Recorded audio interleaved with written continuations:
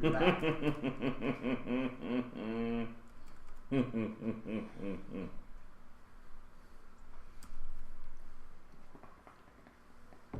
You're back. Oh, you're you live. back? I told you you're live. Okay. You need a Are we hearing on? aid too?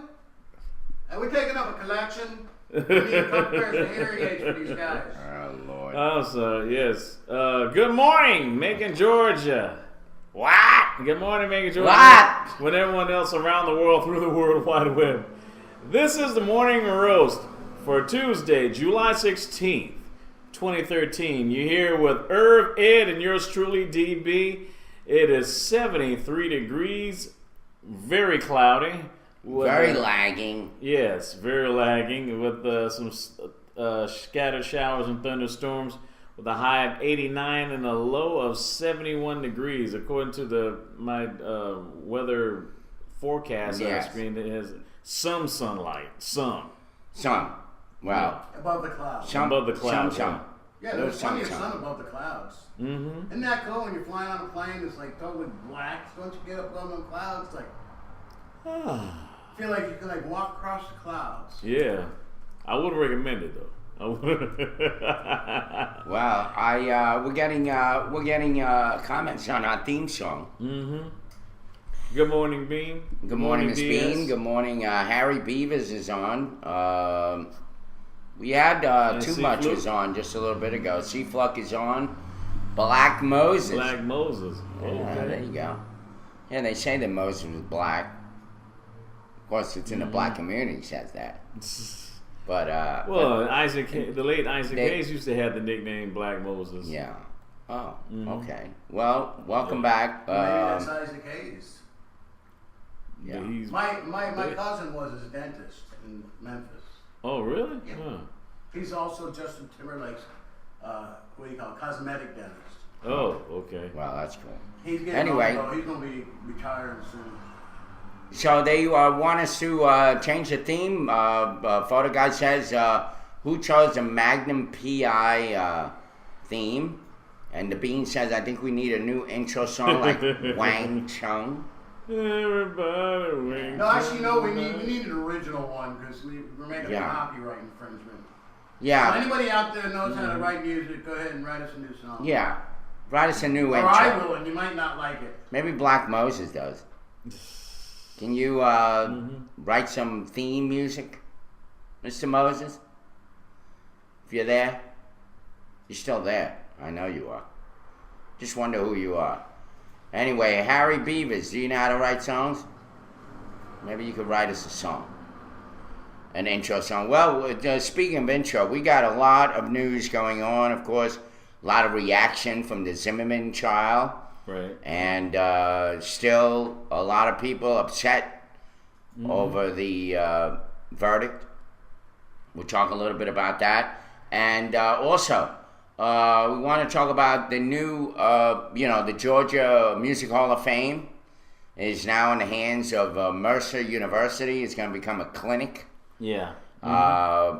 for Mercer cardiology and all these ologies that are going in there. Yeah. Also, there's another thing. Also, this month that's supposed to happen around in the Middle Georgia area is the Bragg Jam. Bragg Jam Arts. That's Yeah. a big, huge event. Yes, you pay $20 and then you go in the bar and you pay more money for the beer. Yeah. So yeah, you got to pay $20 just to go in the bar. Never mind, you get a free glass of beer. It doesn't happen. But it's on behalf of somebody named Bragg. Yeah. Yes. The Bragg brothers. Yeah. The Bragg The Bragg brothers, brothers. yes. Is that where they named Fort Bragg after them? No. No, that's Well. they have named Bragg Jam after They them. died in some kind of tragic accident. I don't know. Yeah. I don't even know the people who put it together really know. They just trying to make money off it. Yeah. Well, good morning, Saibuki, from London, England, or somewhere in England. Yeah. Too Much is back. I'm glad you're back. Yeah. Then we have some riots happening in L.A. over the Zimmerman issue. We also have a letter from a guy named Lance Gross that you may have read yesterday. Also on the World Trade Center, believe it or not, this guy Silverstein is suing United and American Airlines for billions of dollars because he's got a 99-year lease on the World Trade Center. He's still paying for that. Wow. And he couldn't get out of it, even though there were no buildings there. And it took 10 years for them to rebuild it. And he's got to pay for all that money. 99 years. Wow. So I think he's got 80 years left on it. But or a little more than that. But ever since he bought the towers some years ago, and he was the one that initially funded the towers to go up. Then, of course, he bought it outright. It's still a big contentious issue out there where the towers, the money that they owe on the lease alone for 99 years is what he's suing for.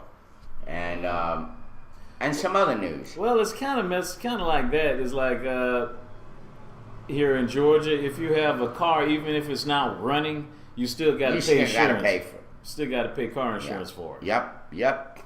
And, yeah. Well, not only that, but let's say if your car is all screwed up, I mean, you still got to pay the notes on the car. Oh, yeah. So I don't think the bank just said, oh, okay, I forgive you. Don't worry about it. You lost your car. It's all right. Yeah. It's too much said. He wants us to know that I gave up chatting to 2 girls to talk with us. We appreciate that, buddy. Yes, we do. Yes, we do. Yes, I do have that story. Black Moses on a Panama detains a Korean ship. Very interesting. They had sugar cane rather, and it looks like missiles. What the hell? What's up with these North Koreans? Now they got Cuba involved in this, and I was thinking about the South America, whatever. Oh hell, they take over Cuba, man. What they the wipe us hell? out. Well, hey, boy. Cuba's only 90 miles away. I mean, from Key West. Yeah, heaven forbid. Well, what I'm a little, what I'm a little upset about is the South American hemisphere is so in bed with Russia and all those hobos over there. Like they really give a crap about them. If they really did, they'd be helping them out to make their economies better and all that. Right. And Cuba's stuck in suspended animation for how many years now? I mean, come on, man. And sometimes when I do meet, Cuban Americans, it always feels like kind of weird that they like the communist system and all that shit. It's like, I have no concept of liking that system. You talking about Cuban Americans or people who still live in Cuba? Well, I mean, when I say Cuban Americans, that's the only relation. Because obviously the Cubans, the naturalized ones, the real ones that are from there, aren't here. Unless it's their parents. And they gave up that system long ago. Yeah. But to see even today, pictures of Cuba and you meet... And I did meet a few during the Mario boat lift, if you remember, a few years ago, where Cuba dumped a lot of their criminals and stuff like that. They all went to New York. They didn't go to Florida. They jetted right up to New York. And it was just kind of weird to look at them and say, wow, these people believe in communism. We got a 2-minute lag. Yeah. But it's kind of weird. Anyway, I spoke too soon. LOL. What is that? Yeah, we know. Our bandwidth's fine here. I don't know if it's web or it's Vaughn, but there's lag. Nothing I can do about it. Yeah, we got a little bit of lag, folks. Just try to keep Give it up. all she's got, Captain. That's the way it is around here. Do you think it may be somewhat weather related? Because we've been having rain for the last 3 weeks. I don't know, man. It could be the moisture. Who knows? The yahoos that installed this crap don't even know what they're doing. He installed this the other day, and before I could tell, he cut it right there, and before I could tell him, no, cut it over here so we have a longer, he just went...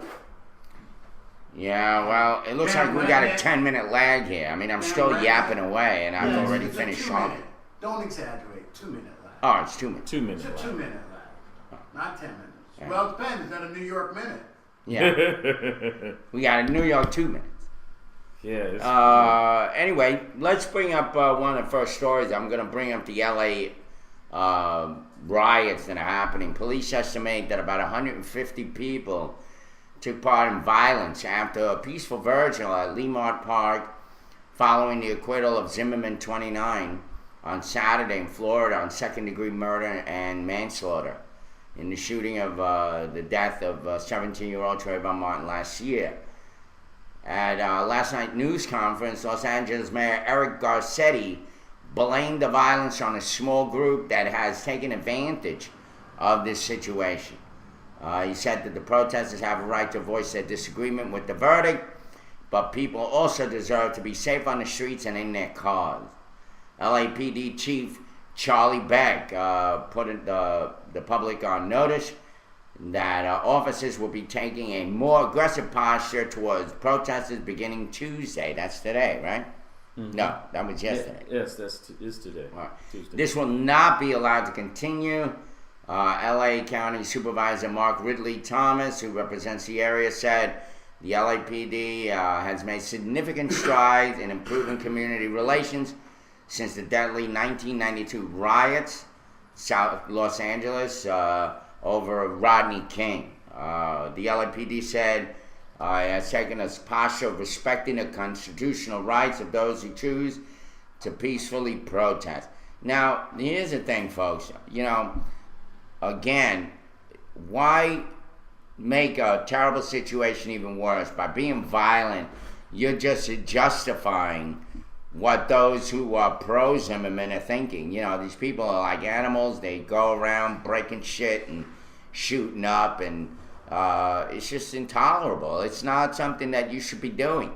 I mean, Dr. King is the perfect example of what these people need to be following. They need to be all peaceful. If you're peaceful, there's nothing to be said. And those who are so-called the racists, the ones that you think are racist, wouldn't have shit to say if you went in there peacefully. But instead, you justify in their minds when you go around breaking up cars and doing all this hooliganism. And it's just unacceptable. Yeah. And so at least at this juncture, I'm not the greatest to support anything that the police do, especially when it comes to abusing the public and inserting themselves too much into the public forum. But in this case, I would agree that the police need to step in and put these guys in jail, because it's ridiculous. We should not, and no one should, turn to violence over a violent situation. You can't take two wrongs and make it a right. It's never going to happen. And unfortunately, it makes only the community that we are all a part of look even worse by that kind of reaction. What do you say, Gary? Well, yeah. To add on to the story, the police shot beanbag rounds toward the people and arrested 6 people, including one on suspicion on assaulting an officer during this protest that went awry, while breaking up relatively small demonstrators just before dawn. It says no injuries were reported to either the demonstrators or officers. Most demonstrations around the state were peaceful. The Democratic Senator Barbara Boxer sent a letter Monday to U.S. Attorney General Eric Holder supporting the Justice Department decision and reviewed the case to determine whether Martin's civil rights were violated. Boxer wrote in the letter, "I respect the fact that the jury has spoken, but I don't think this should be the last word." I agree. I mean, I think it should be looked at, and not to give Zimmerman double jeopardy, but there's still a lot of lagging issues out there that I felt the defense did a great job in defending Zimmerman, but the prosecution did a horrible job. And I think the federal government needs to step in. And I know we can't cure them, Rocco, but in fact the matter is that we also can't just sit idly by and allow this country to turn what it's turning into. The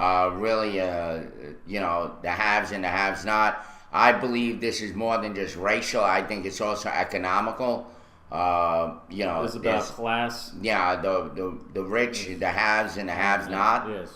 And unfortunately, that's reality, folks. That's just what the country we live in. Very, very separated, and we're gonna have to contend with that for a while. But anyway, getting on with OJ. OJ got exactly what he deserved. In the end, I believe that justice caught up with him.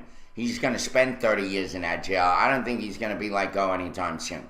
And I hope not, because I was infuriated myself that OJ got off. I thought it was ridiculous, but a lot of people disagreed with me at the time.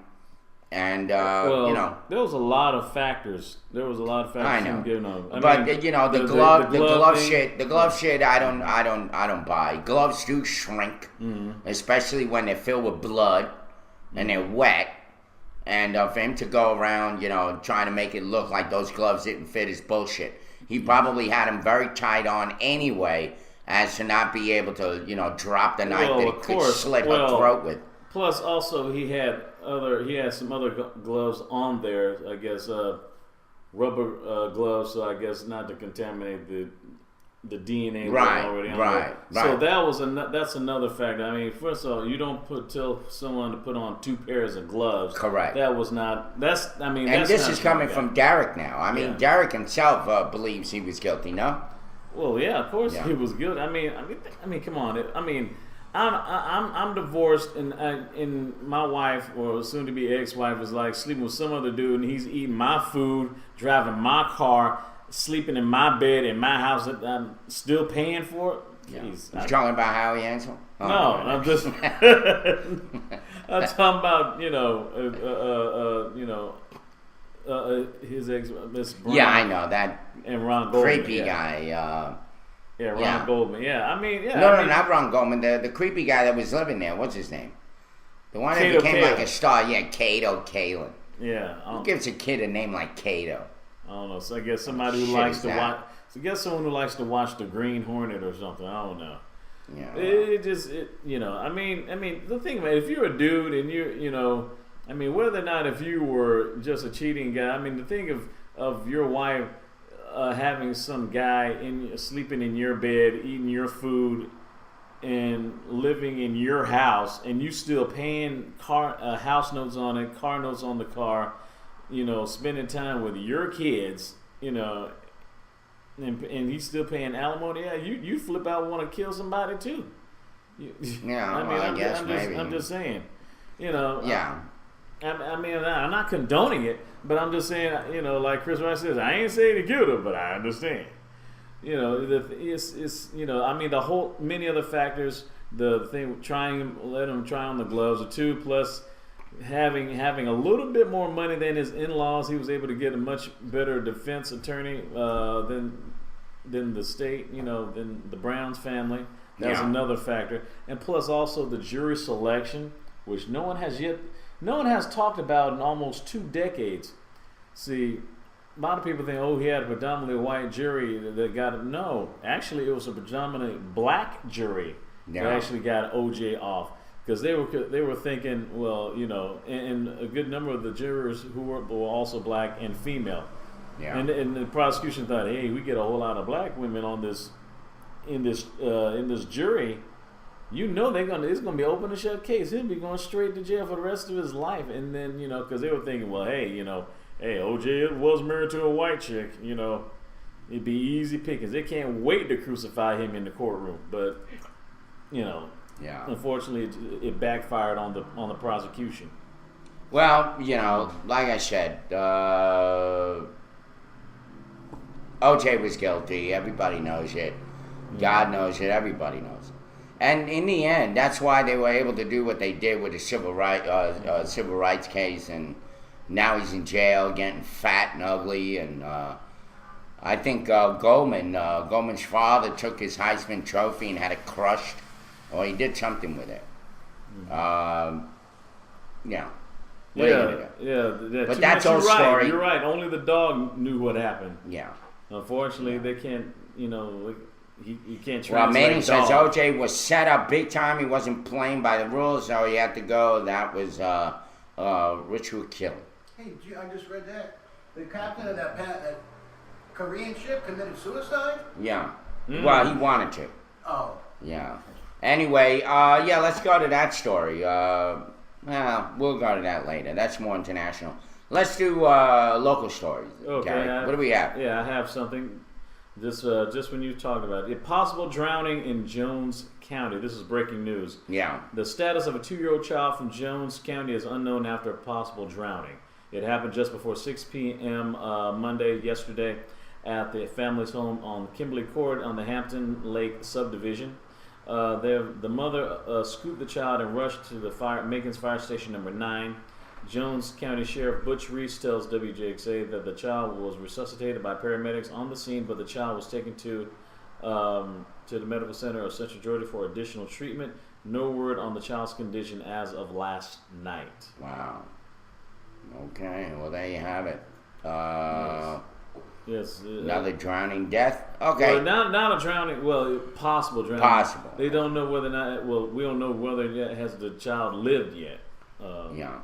But Why don't you read that, and then I'm gonna go to my Facebook because I wrote something on. You know, they were talking about the community here in Macon, Georgia.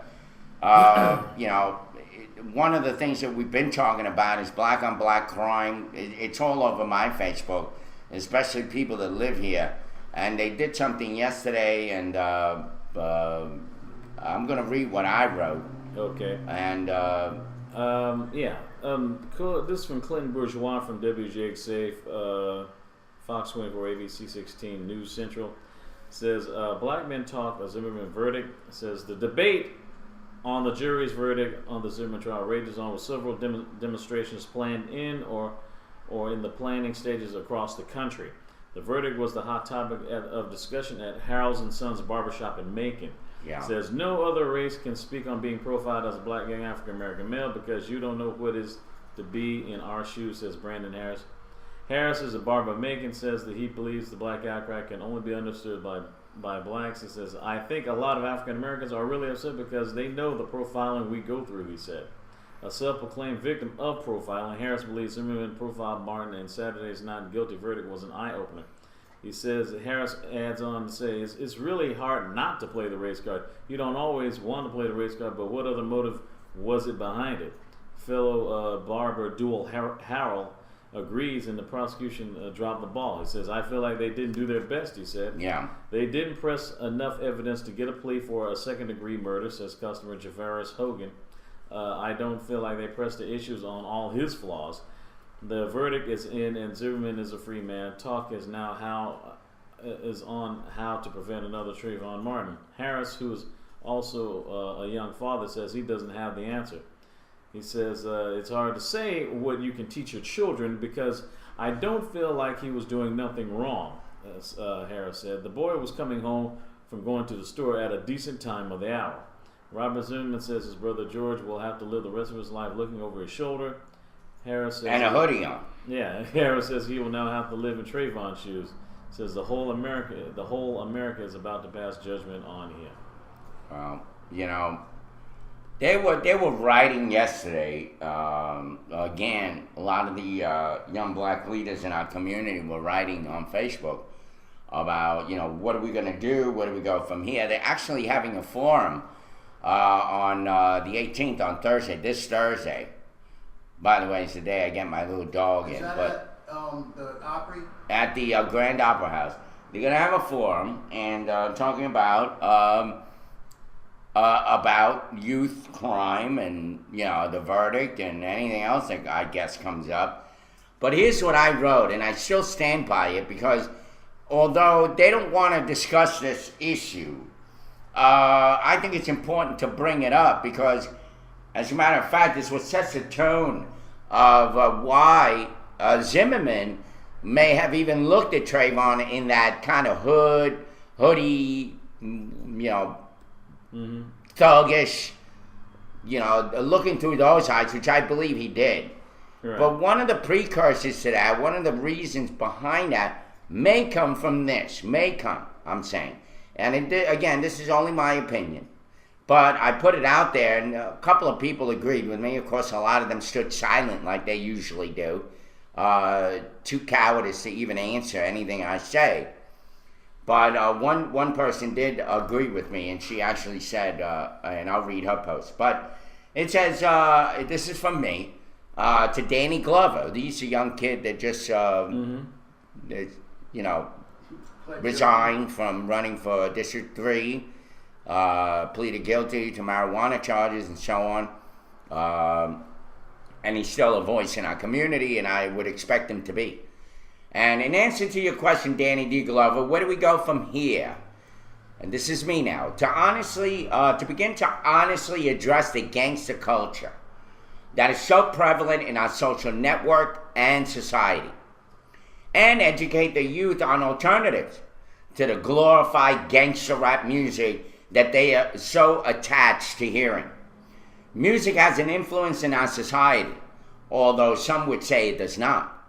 It is important to remember that music has played a role in our society as much as the political, environmental, and economical influences that has shaped us to where we are today. To ignore this along with gaming, computers, television that has transfixed our youth and ourselves to a more open society negates the fact that our society is filled with racism, hate, and violence that our youth have become much accustomed to. Those who take the time to bring events, tutoring, mentoring, and the like receive little or no support. So we also need to ask and take a look at the question and ask, why is that so? Why is that so? Why are those that are doing good in the community not being supported?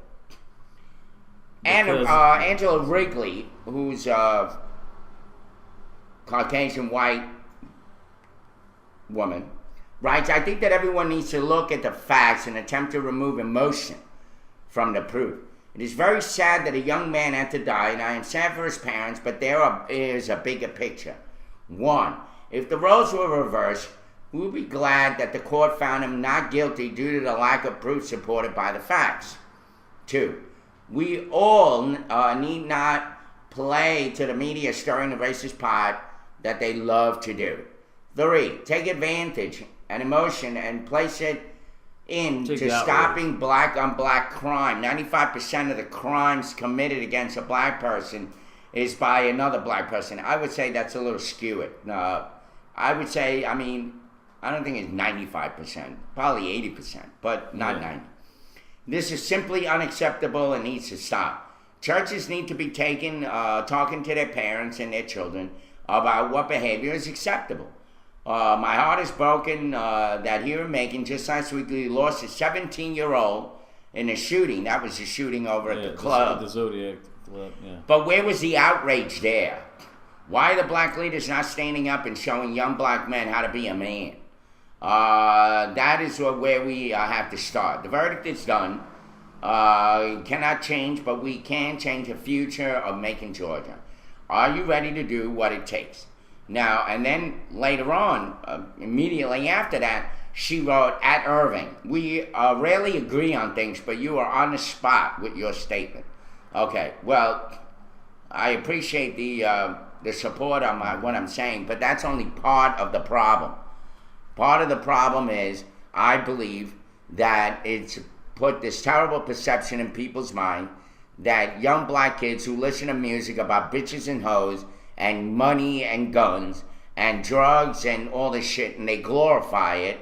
Of course, if you lived in a culture like that, if I ran around, with t-shirts that have, all these gangster rappers on it and all this shit, people are going to perceive me in a different way. And that needs to be looked at. To a certain extent, I agree to a certain extent. The thing is, it's a nationwide thing. However, I think it's much closer, microscopic point of view to the black community, African American community, simply because, yes, there are many who do listen to hip hop. Too many. However, the thing is, it seems to be a really, really terrible trend going around that unlike other cultures, other ethnic groups in the United States who also listen to hip hop music or quote unquote sub-genre of hip hop music, gangster rap, as well as playing video games as anyone else. However, in their cultures, being a gangster or being criminal is not celebrated. That's I want to at least want to point out that I'm not excusing it. However, I'm just saying there is something weird going on where one ethnic group is celebrating the negative aspects of one particular aspect in this music that's hyped up compared to other cultures who probably participate in listening to that music as well and playing video games as well, and simply not pigeonholed or vilified as such. Right. Well, because there are white people still buy more rap records, gangster rap than black kids anyway. And I'm not saying that the white community doesn't listen to gangster rap. I'm just saying that that what the problem is that you don't see that many white people with gangster clothing up on stage as much, other than Eminem and maybe a couple of others. But most of the rap industry is young black males and some female that are female rap artists. Mm-hmm. And what I'm saying is that those that are in the gangster rap, which, there's different genres, obviously. Mm-hmm. There's some rap music that's actually Christian music. Christian rap is pretty popular amongst the Christian groups. But that you got this culture that glorifies the low-riding pants, which is really a symbol of jailhouse jail. It has anything to do with hip-hop, because that's a prison thing. Exactly. That's prison mentality. The language that they use on some of these records are so violent against women. They demean women, and it continues to go on. I agree with you right there. And so you have to look who's pretty much given in that community, the African American community. Let's be honest, a good number of it's basically celebrated because people actually benefit from it. I mean, because I know I'm going to get called a chauvinist or sexist, whatever, but a good number of the women love those thugs. Yeah. They love those thugs, and the thugs love them, or at least they love what they can do, what they do to them and stuff. That's the reason why it's still prevalent. I mean, a guy looking like me or Wayne Brady or Cornel West, barely can get the time of day because we're supposedly doing the white thing, Well, we're basically we're L7s, just the squares. We don't have a say. Well, Donnie Curry is saying this is my issue. Why are people saying Zimmerman was only white when in fact he was Hispanic? I don't think they've been saying only white. I think they made it very clear. Yeah, he's and by the way, Hispanic once again is a wrong word to use. It's Latino. And Hispanic is people that were born in like saying black and African American is still, it's still the same. But anyway, and I agree with you. I just said it before you came on, Donnie, that this rioting bullshit that has to stop because it's only going to make matters worse. Once again, it's going to justify the people that say these people are insane. They're always rioting. They're always breaking up property. They're always burning and looting and all this shit. And once again, it only puts people on the onus to say, why not carry a gun? Why not assume that these people are gonna do this? And it's not helping. So I would just say anybody that said that rioting is the way out, and somehow that rioting is gonna say, okay, I hear what you're saying. Oh, okay, you're right. It ain't gonna happen. No, first of all, rioting's not gonna do a bit of thing because they're not rioting in Beverly Hills.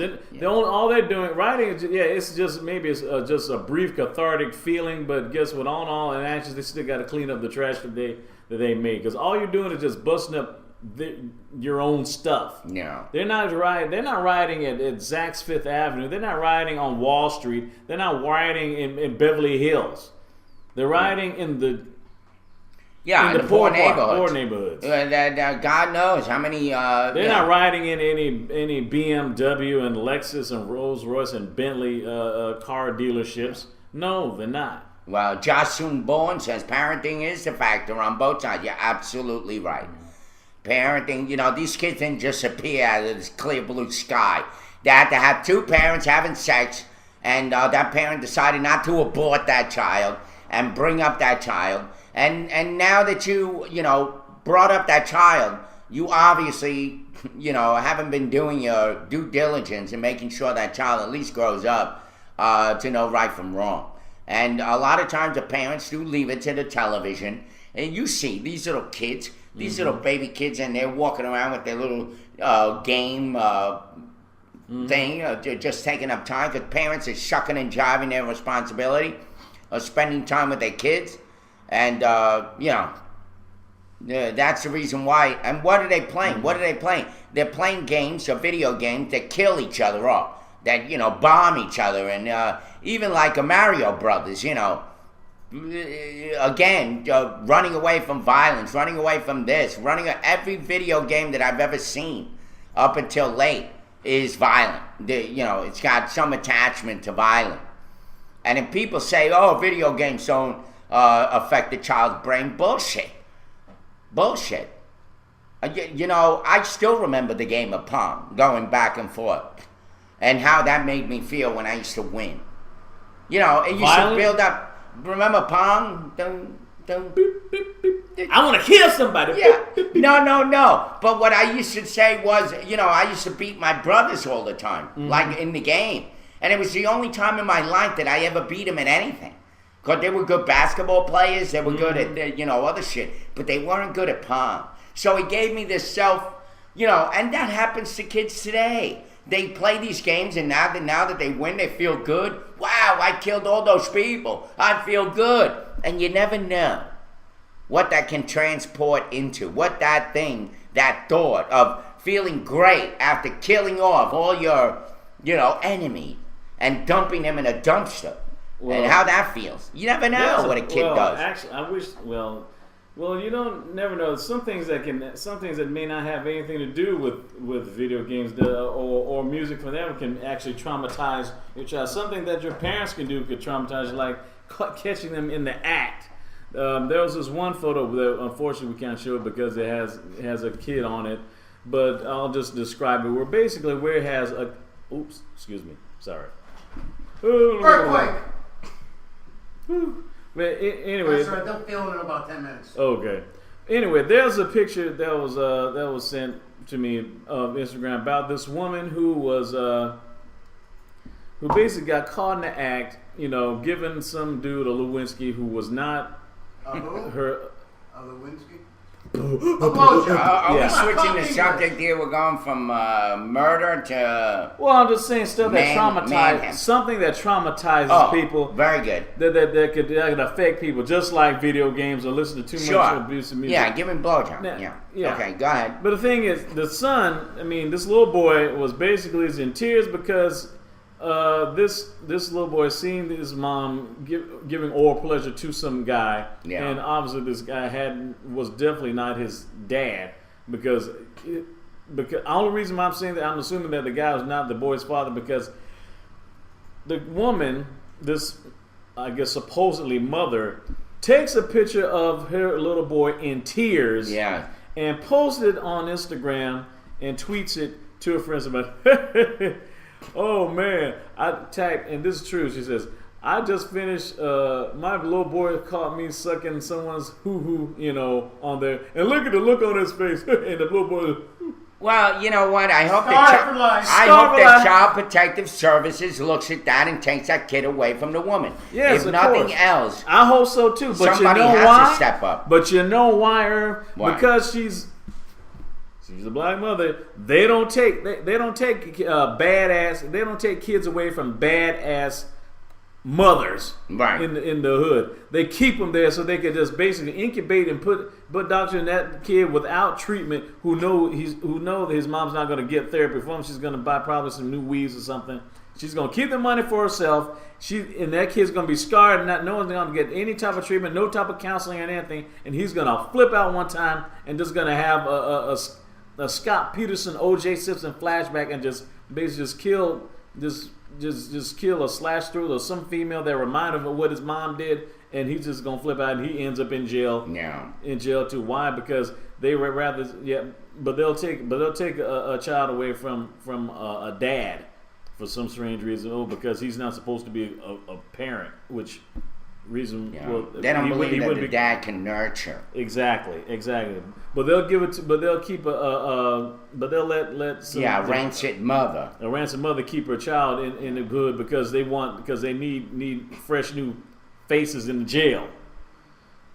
You know. Well, we got a lot of issues, folks, and you know what? Rioting and all this bullshit ain't gonna cut it. It's not gonna help. If nothing else, it's only gonna justify what people are thinking about this whole Trayvon Martin thing and why they agree that Zimmerman did the right thing, and it's only going to justify that, which I don't agree. I still think that Zimmerman stalked this kid and may have started the fight, and we'll leave it at that. But again, to go around rioting is not the way to do it, folks. Anybody that's thinking that is even worse criminal than Zimmerman. Mm-hmm. And what else can I say? Anyway, chatters are really going off. Of course, Vogelbite with his dividing mentality, always saying that we should liquidate all black people. Turn them into V8? Yeah. What? Resident racist. The guy that sits in some hut somewhere in the middle of the country, spewing out his venom all over Vaughn Live. Yes. And Jason Bourne says you can see the polarity. But it's always good to have. Says you can see the polarity of our world. Jason Bourne says just by the statements and opinions are relative to the experiments, and it sounds and looks like some of you are bound by fear, but from your remarks. No. Hmm. Well, anyway, let me see. Oh, good morning, Michelle. She's on. All right, LMAO. I had to take my fiance to work this morning. Good luck. Yes, of course. I barely. If I sound a little bit lethargic, kind of sleepy, I actually just woke up less than an hour ago. Because I just came back from last night from filming my scene in the movie Goodwood that was directed by... That's a porno film that you're doing. No. Well, not necessarily a porn. Goodwood. Oh, this film directed by this young director, Henderson Maddox. Basically, like I was telling this story about this guy named Mark Lucky, and he has some good wood. Yeah. He gets in trouble. And something about booty. Well, yeah. Well, see, he's not to give away the story, but he's in court because he has embezzled some booty, and he says it's a family curse. I guess everybody ought to be in court for that. How much embezzlement goes on for booty these days? Between these guys hopping, couch hopping, and all sorts of shit with different women. Yeah, and the women with guys, of course. He has. Yeah, because he says it's a curse because his all the Lucky men has good wood. He has good wood. His father, Malcolm Lucky, which I auditioned for, he has good wood. Yeah. But his grandfather, who was during the 70s, had good wood, which was my character. So I didn't get the role of playing the dad. Yeah. Because they went for the guy, the bald guy who looked kind of buff and stuff. So this is about woods. Yeah. Tiger Woods? No, Goodwoods. Goodwoods. Yeah. And I ended up playing the grandfather, who was who's laying some good wood to these ladies during the 70s and stuff. So yeah. By the way, Josh unborn. So you think because the kid saw a sex ID, she should lose her child? Yes. I'll tell you why. It's not even the fact that this kid, the mother obviously. How old was this kid? Had to been like no more than 5. No more than 5 years old. What the hell is she doing having sex in another room with a kid unattended? That's number one. It's not the part. Number two is humiliating him. Yeah, that's the thing. And like she's wondering, because she's not gonna know, but that kid is gonna get probably do some crazy stuff. The thing is, it's bad enough the child got caught, but instead of comforting a little boy, she's gonna make fun of the little punk ass. He cried. He's crying because he's hungry. Yeah. What are you crying for? Punk ass mom. Well, anyway. All I can say, is I think that's a form of child abuse, don't you think? First of all, she's having sex while the kid is outside. He's unattended by himself. You know, bring the kid to an aunt or a babysitter, for God's sake. I mean, that alone should say something. And number two, of course, as is stated very well, it's a form of child abuse to throw his face up on Facebook like that and all over. That kid's gonna have to live with that horse shit. Okay. And we're off. The first hour is gone right now. Where's the kaboom? There was supposed to be an earth-shattering kaboom. Yeah, Vorbabite, I hope to God that FBI checks you out because you're a racist pig. What can I say? Well, And a violent one at that. It's 9. And I got that right. It's 9:06 a.m. Eastern Daylight Savings Time. It's 74 degrees outside of Macon, Georgia, with a high of 89 and a low of 71. You're watching the morning roast at the Doghouse. And this is the video from the 7-Eleven trade. All right, we're back. And we are back. It's 9:13 a.m. Eastern Daylight Savings Time on the morning roast with Irv, Ed, and DB. It's 74 degrees outside Macon, Georgia, with a high of 89 and a low of 71, with a chance of thunderstorms and showers. Yeah. By the way, Missy Jugs, first of all, even the lawyers say this decision by the jury to acquit Zimmerman doesn't make him innocent. Far from it. What it does is He's just acquitted. He's definitely not innocent. The fact of the matter is he did pull the trigger and he did kill Trayvon. So he's not innocent. Innocent is way too much emphasis on, like he was innocent. He wasn't innocent at all. The only thing that it proves was that, he had a right to use that gun according to this stand your ground law, which a lot of people are against. And, we have a lot of laws in the United States that are all screwed up. And so I think the stand your ground law is just one of those. But, what else are you going to do? The thing about him winning is has to do with laws that are passed by individuals who are obviously gun owners. I mean, you could bet your ass on it that if you took a poll of the people who voted this law in, whether it was the city council or the state legislator, a lot of those folks who are NRA members and gun owners. This isn't the real view that all Americans believe in. I don't think that was taken into account. But besides that, I think, to say he was innocent is bullshit. Everybody knows that he killed Trayvon. So what the hell? I mean, I don't think in God's eyes he's innocent. I think, he's as guilty as anybody that would unload a gun on an unarmed person. And that's the bottom line. He stalked him. And he got his ass kicked, and he got mad. And I think he shot Trayvon because he was prideful that he got his ass kicked by this punky little kid. But the thing is, when someone... That's all. But the thing I have a problem with when they were talking about he was pounding him. No, he was trying to get Zimmerman off. When they talking about pounding, when I mean talking about pounding, I'm talking about like you actually like putting someone, and you hit someone in the back of the head, and this guy had very little hair on his head to cushion the blow. I'm sorry.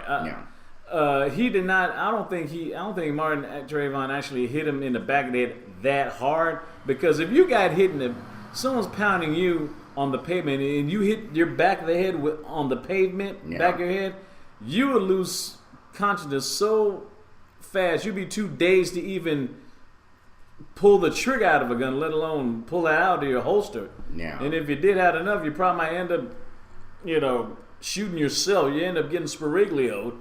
Yeah. Because you're just way too dazed to actually have that type of consciousness or even have the motor skills to even lift anything, particularly a foreign object or a weapon. I'm just saying. Yeah. But speaking of the protests, looks like the Zimmerman's lawyer, chief defense lawyer, seems to be a sore winner, I guess. According from New York, Reuters News says George Zimmerman's chief defense lawyer on Monday yesterday called Florida prosecutors, quote unquote, a disgrace to my profession for holding back evidence for months and pledged a new effort to impose sanctions against them. That one I will agree with, Vorpelbite. The prosecutor failed. Yes. I agree. Yes, That one I agree with. Mark O'Mara and co-counsel Don West argued the self-defense case that helped Zimmerman win an acquittal of second-degree murder and manslaughter charges on Saturday for the 2012 shooting death of unarmed black teenager Trayvon Martin.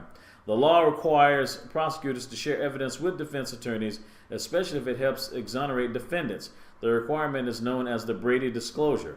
O'Mara accused prosecutors of several Brady violations, which were heard by Judge Deborah Nelson before the trial. Nelson postponed some of her decisions on sanctions until after the trial, saying the process was time-consuming. And O'Mara told Reuters in New York yesterday, accusing Special Prosecutor Angela Corey and lead trial attorney Bernie Delaronda of Brady violations, that this is not acceptable and is not going to be tolerated in any case that I'm involved in. They're a disgrace to my profession. Referring to Delaronda and Corey, says they said my client was lucky to have been acquitted. Really? And that's anyway. He was quoted. Look, folks, let me just say this. You guys are all misusing words left and right.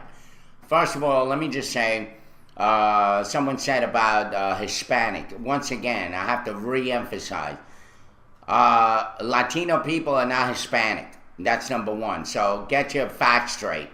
Hispanic is if you live in the island or was born in the island of Hispaniola, which is part of Haiti and Dominican Republic.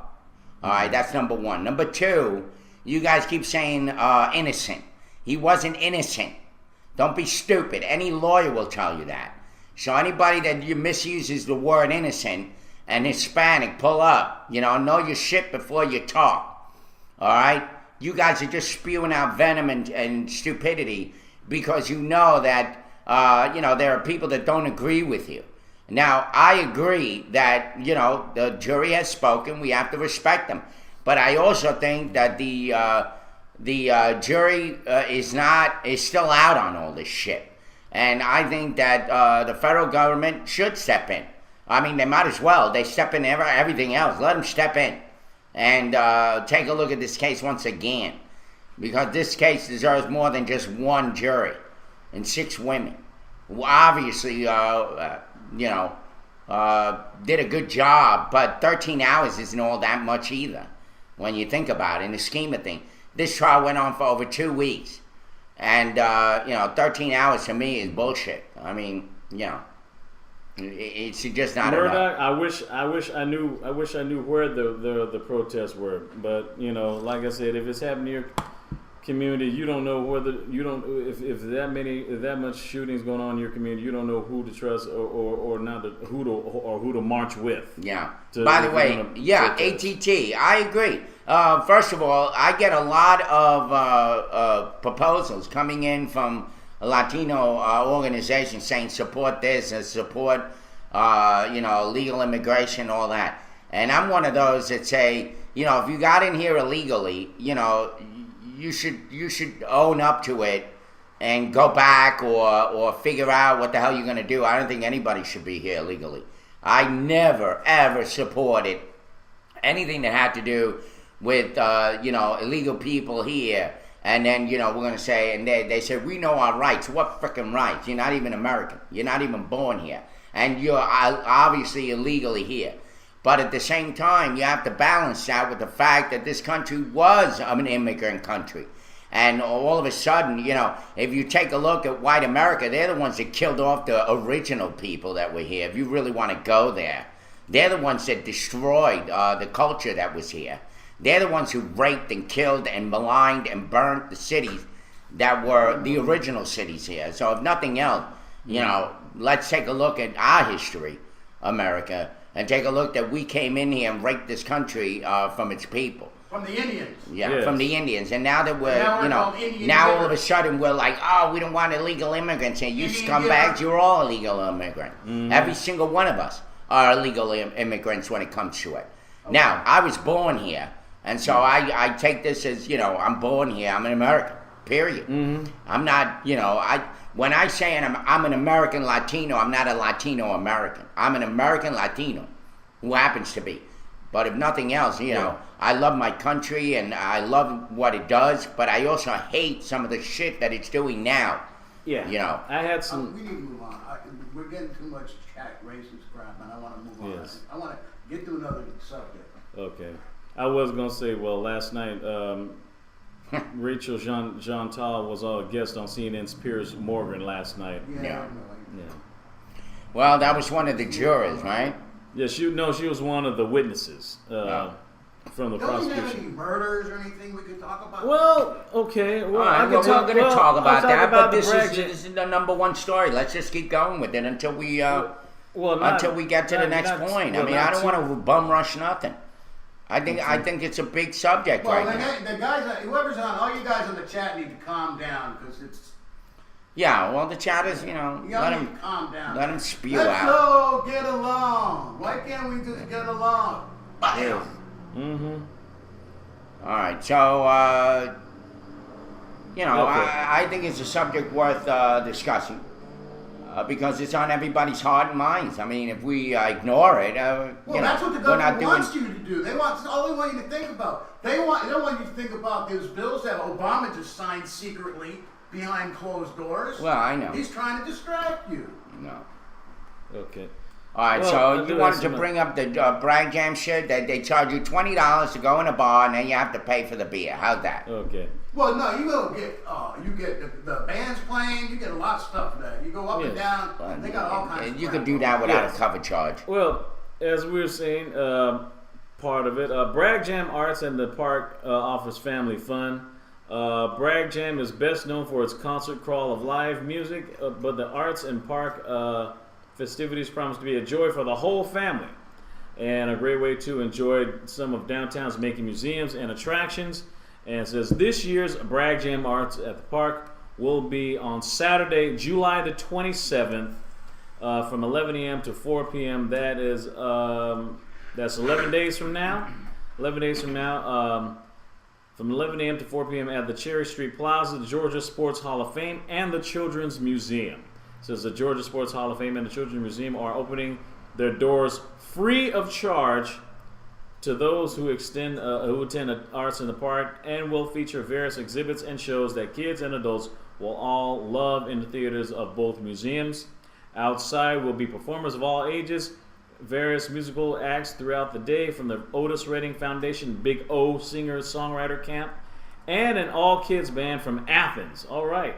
From There we go. UJ, my neck of the woods.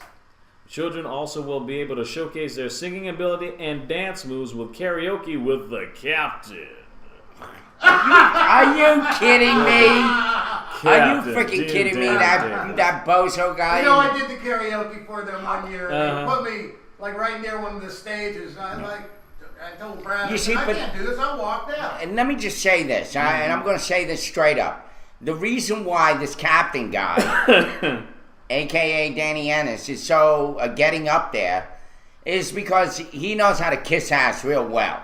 And unlike me, who tells it like it is, that's just a fact.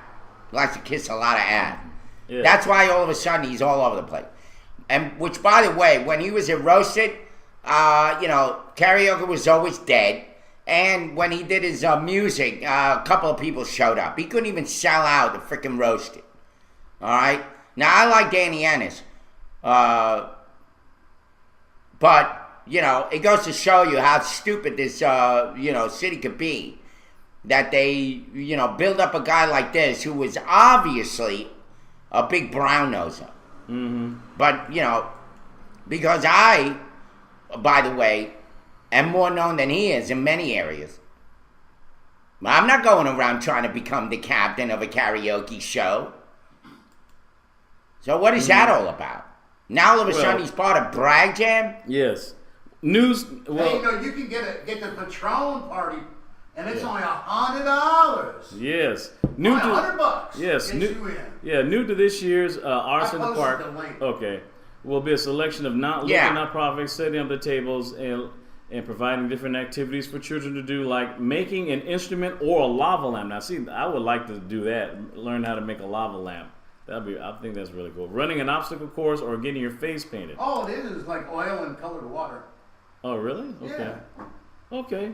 I didn't know. Petroleum colored water, because one's heavier than the other, and it's colored. Okay.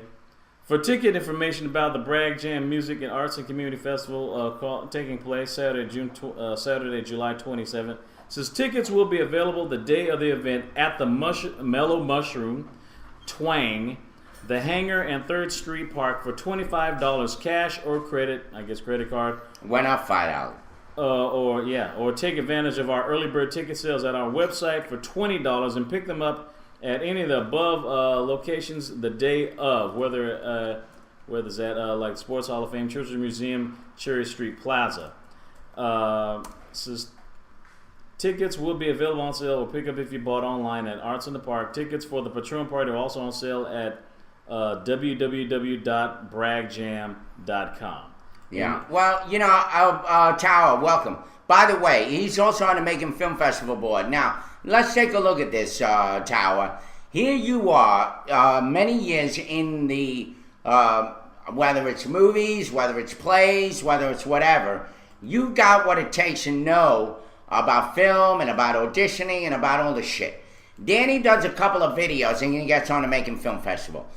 Because, why? Because he kisses ass. Meanwhile, you, who's been around double his time, and have done much more than just, whatever he does. It's absolutely ridiculous. He should have been maybe on the music festival. I would support that 100%. But for him to be on the movie festival when all he's done is a couple of videos, and he played a freaking zombie. It wasn't like, he had this whole act. I mean, what is it to just lay there, with makeup on? I mean, come on. It goes to show you how this town works. You kiss a little ass, you sound well, and you go around, rubbing people's backs and all the shit, and you can get on all these boards, which is why they won't do it with me. I know you don't want to be on the board, but at least they should have asked. I mean, it goes to show you how ridiculously skewed this town could become. They put guys like that, it's ridiculous. But, hey, that's the way we live. That's why, you know what, I totally ignore right now anybody that's out there. I don't give a shit. I work around whatever the city is doing. I'm not, going to get involved like I used to anymore. Because obviously every time I open up my mouth, they can't stand it because some Brooklyn guy coming in here, you carpetbagger scumbag, like I've been called. So what else? What else? I was just reading what DS. They don't even respect you, and you were born here. Yeah, true. Very true. Yeah, exactly. Bored, exactly. What is Jason Bourne said something. I was trying to read. Yeah. One black man uses racial terms and you get all up in arms, but hundreds of white race trolls up in here and it's okay. LMAO double standard. Diaz Photo. What was Diaz Photo guy? He said. I was trying to get what he said. Yeah. Let me look. Diaz Photo. They are paying a shit ton of bands to play. That's what costs money. All right. Well. Yeah. Oh, yeah. He said, the captain ignored my message to him about his kickball team. D-bag. Freaking D-bag. Oh, is that right? Wow. Are you going to be in a community farm on Thursday? Yes, I am, after I get my dog. I may bring my dog with me. Yeah, that is true. He says, I don't think he has a boat, the captain. As a matter of fact, but call me later, Aunt. But he wears a boater's hat everywhere like a pud. Yeah. Let me see. Skipper. Yeah. All right. X-Ray Dog says, the system favors the whites so much that it have a black president. Go figure. I know. Well, having a black president doesn't mean that we're over racial issues. I think that's like if Hillary would have been president, I don't think we would have been over sexism. If he would have been all black, maybe, but he wasn't all black. The white people voted him in because, he's half black. That's how they saw it. Yeah, but according to some bigots though, he's black enough for them to hate his ass because bigots hate on a curve for some reason. Yeah. Anyway, ATT is talking some shit there. Okay. What else? OJ got off, and he was black, and he was guilty. That makes up for this Zimmerman thing. Maybe No, not even close. First of all, OJ had a little bit more money than his in-laws. That's how he was able to get off. Secondly, the prosecution dropped the ball because they just put a whole bunch. They had like nine out of the 12 jurors were black and female, I might add, and they thought, well, gee, these black women are gonna crucify OJ because hey, he's married to a white woman. You know how sisters get when you see a black guy with a white chick. Woo, it's hell to pay. You know. And that's basically, and they thought, he was going to get crucified, but it backfired on him and he got off. Very cliquish. You're absolutely right, Tara London. That's why they did not ask you to go on the board. Believe me, if this town wasn't as cliquish as it is, and it's the reason why we're not getting ahead, and everybody's like, oh, what are we going to do? And meeting after meeting after freaking meeting after meeting. And meanwhile, shit gets done. You know why, right? Because no matter what, every time, even myself, I bring up an issue, nobody supports it. Nobody gets behind it. Nobody gives a shit.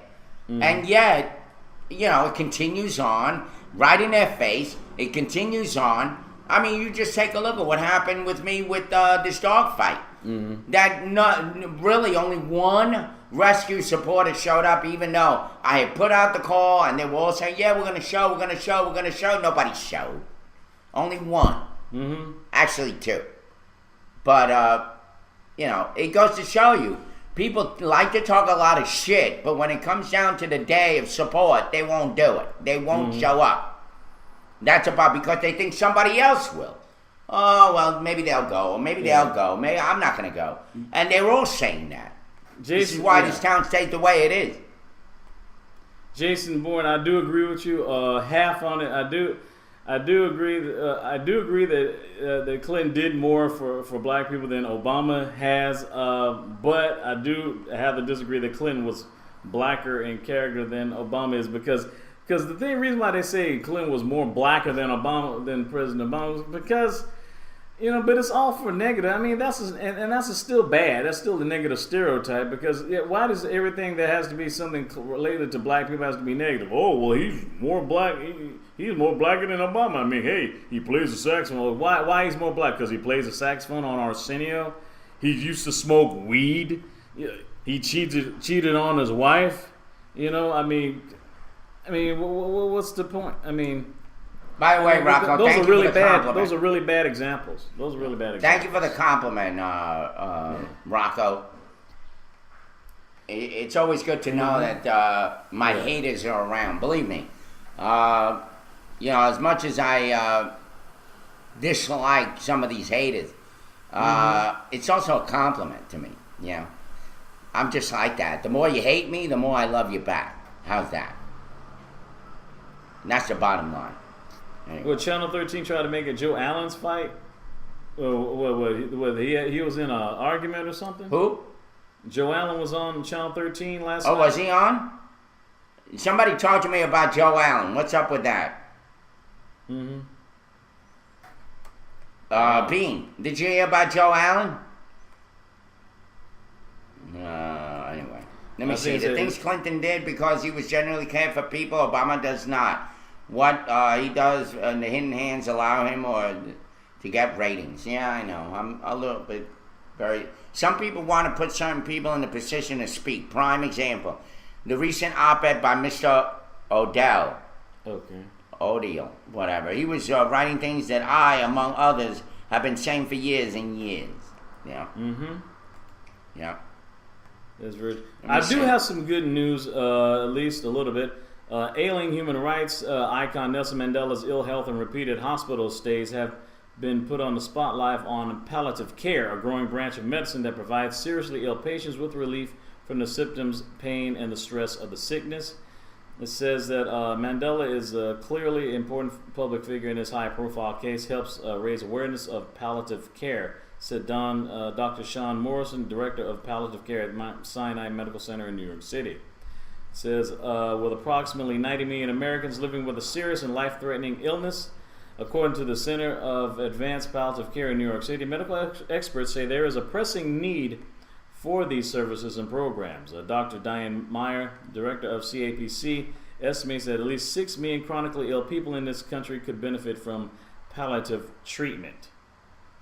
Yeah. And he has been recuperating a little bit better. Yeah. I Because mean, they were they burying said, this guy before he was dead. Yeah, I they mean, said. They said he was. He was on life support at one time about a week ago, a little over a week ago, and Yeah. he's 2 days away from his 95th birthday.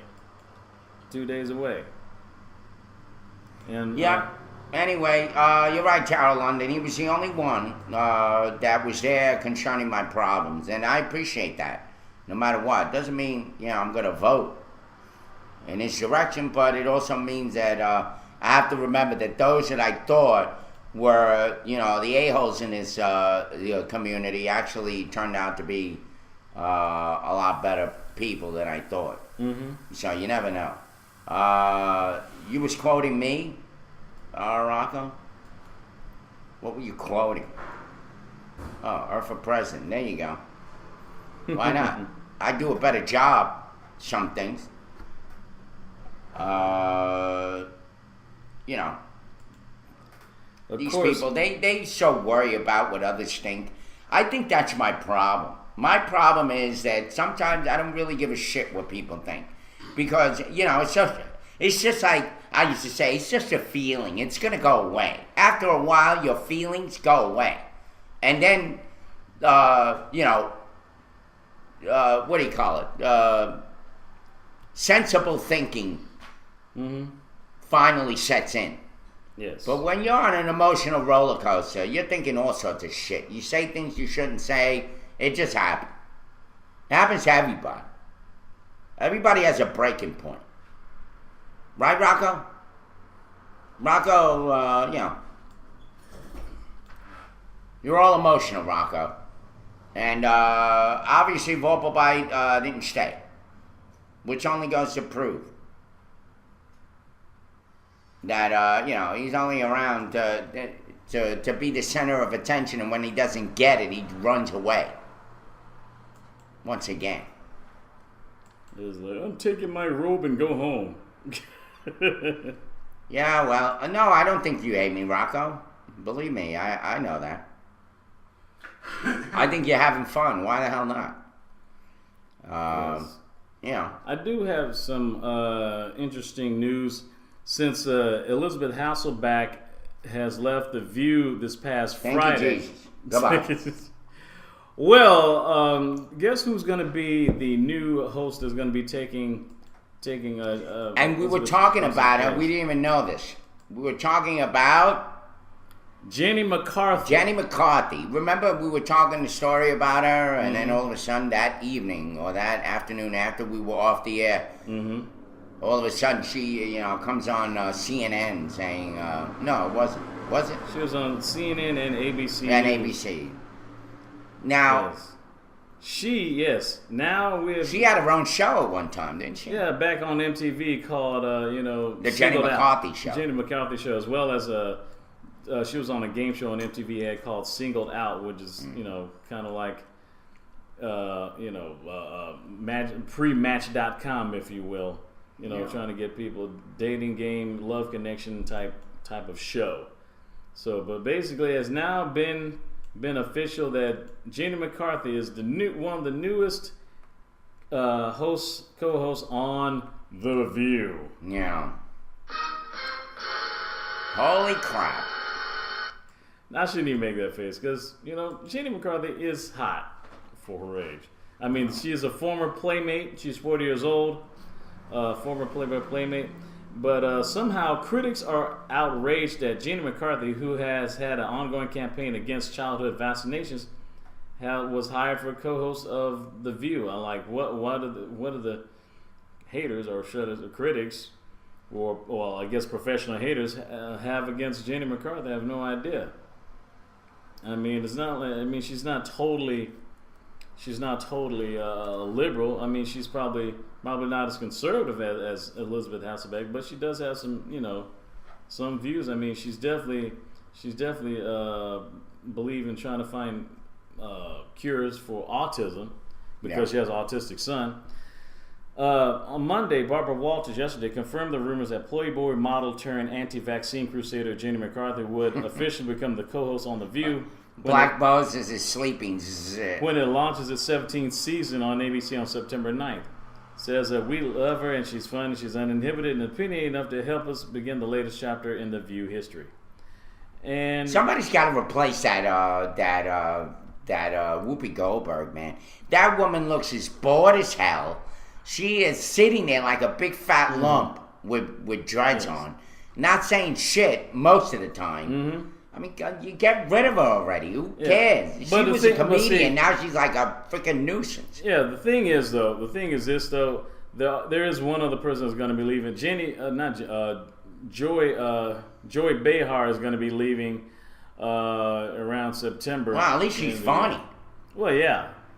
Well, pretty much the majority of the women on the View are pretty much comedians. I mean, Jenny Barbara Walters? Well, except Barbara Walters. Okay. But everyone else, all the other females on there are pretty much comedians. I mean, Whoopi Goldberg's one, Jenny McCarthy's one. Yeah, Jenny Fake Tits McCarthy. Joy Behar. Shit. And Sherry Shepherd, hers definitely not fake. But They gotta get rid of. I believe they gotta get rid of Whoopi Goldberg. I mean, she sits there. If you look at the show, time and time again, she sits there like.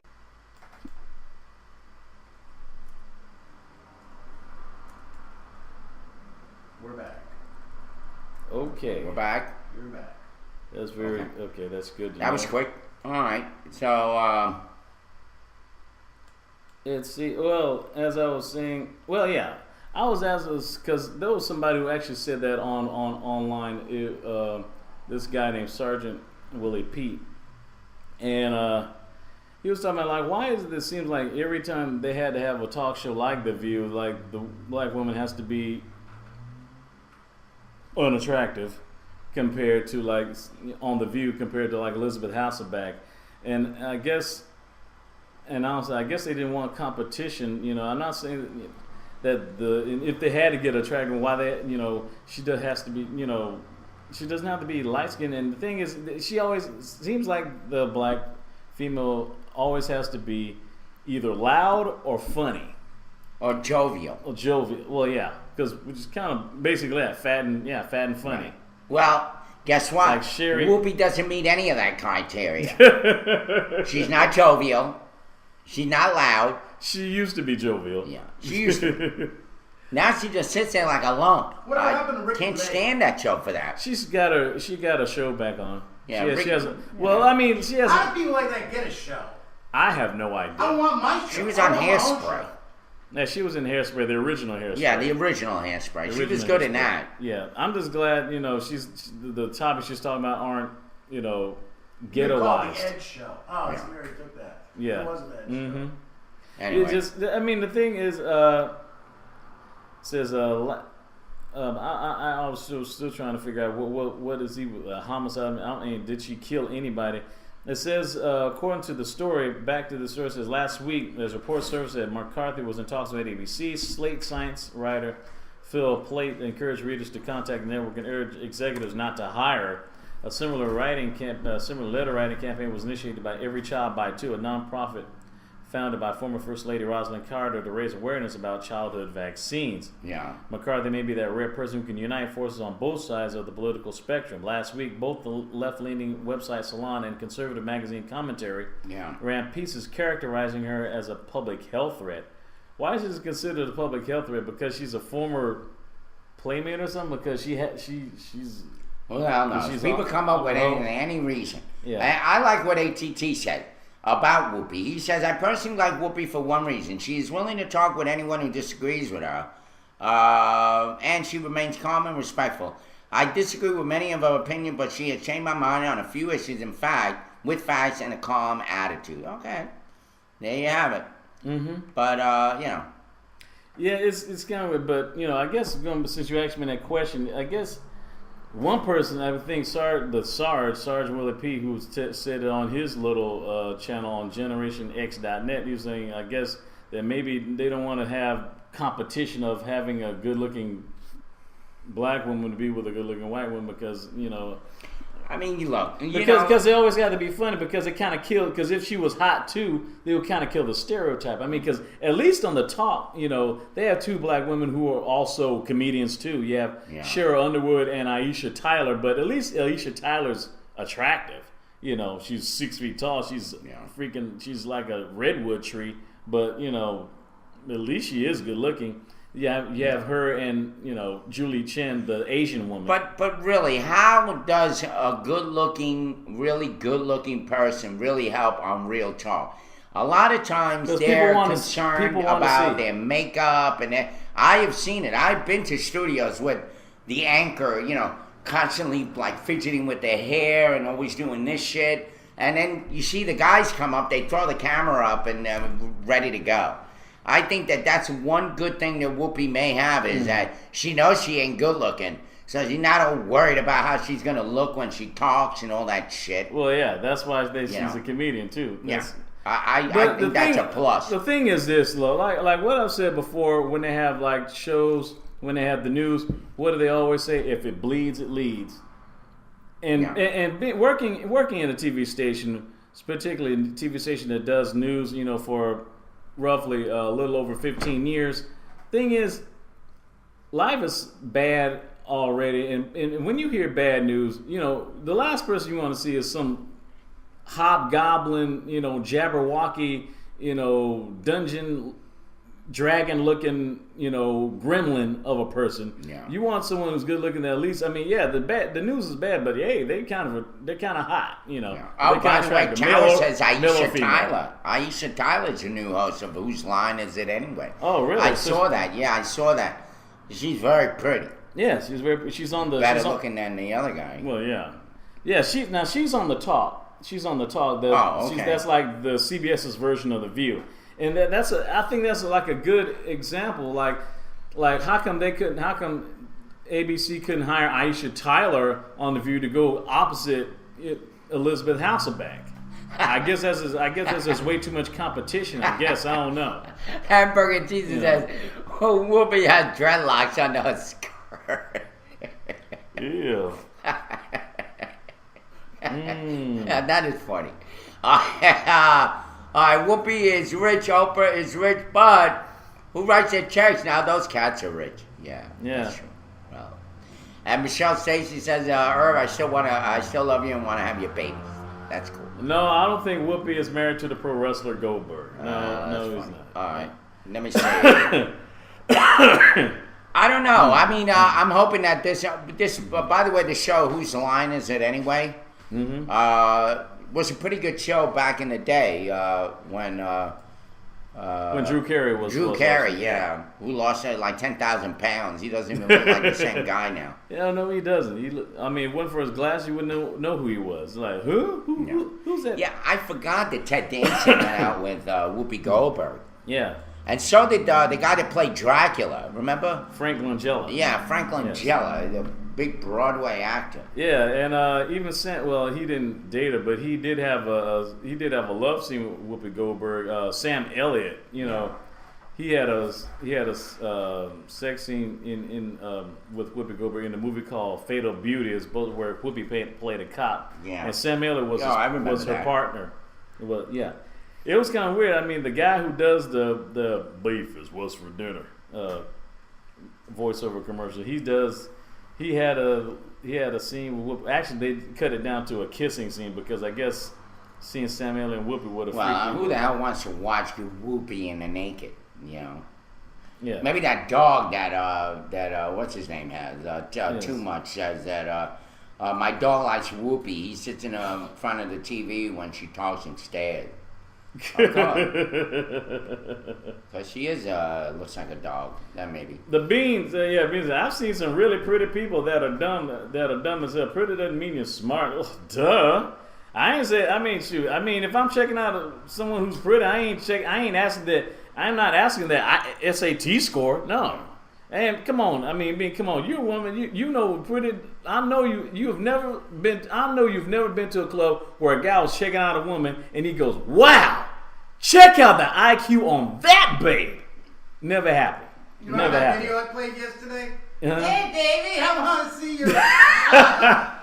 Come on, the 100-year-old woman down. No, oh, hey, how you did that? No, not that one. Oh, but hold up. That's terrible, Johnson Bone. Okay. I'll put it. And Oprah has a 9-inch. Ugh. Oh, my goodness. Oprah has a 9-inch nail. Yeah, well, yuck. That is terrible. Anyway, just the thought of that is. Well, I do It's have some almost more traumatic. stories. Jodi Arias is back in court.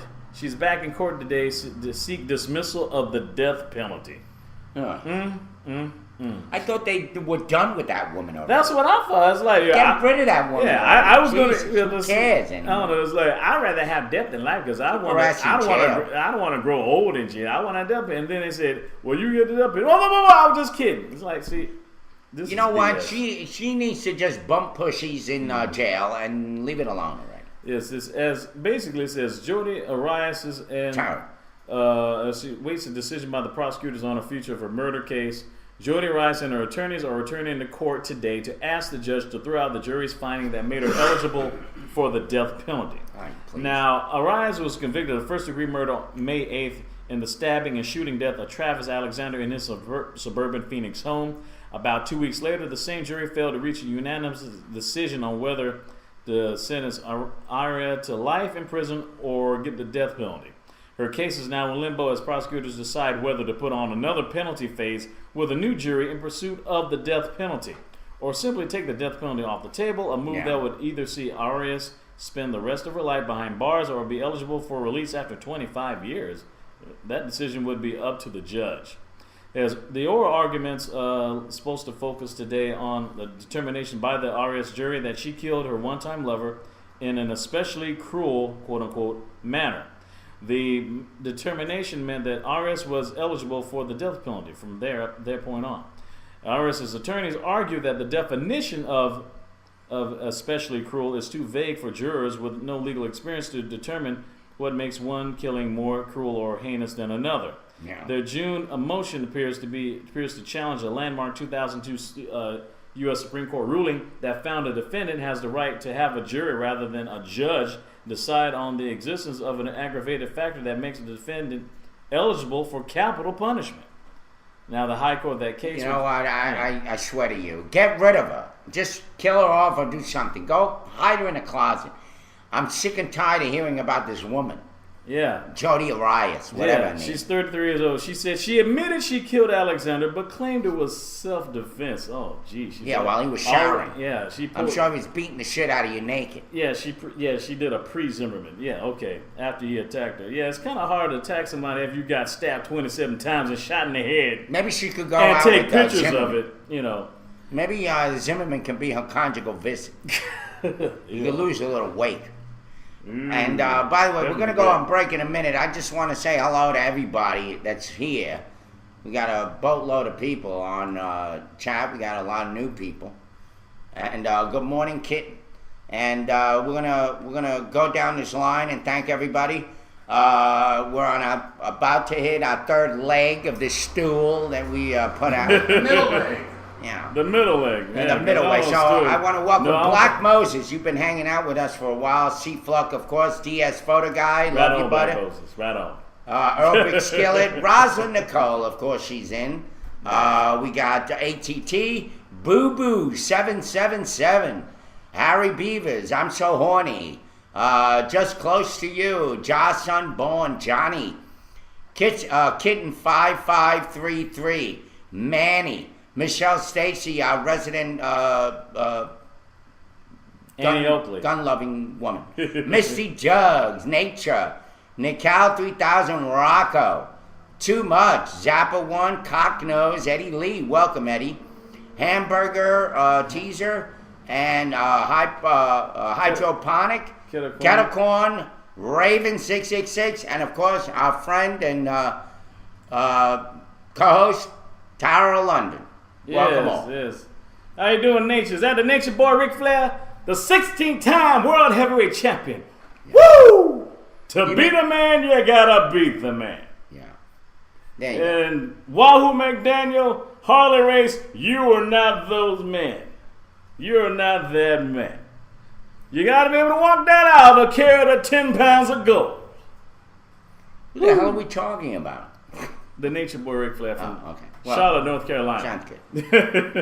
See what happens when you go take a drive up there? You drive yourself crazy. Probably thinking that shit all the way up to keep yourself company. Yeah. Anyway, it's good to have you all. I'm glad you're all here. We're going to be back. We got more to go. We got, what do we got? We got, of course, Daily Bread. We got Who Said It First and Word Origins. And we have birthdays that we're going to come up with. We got Trending. Mm-hmm. And we have Open Forum for you guys to say what's up. And By the way, Tara, I know I read you'll be coming in tomorrow, but it's 10 a.m., not p.m.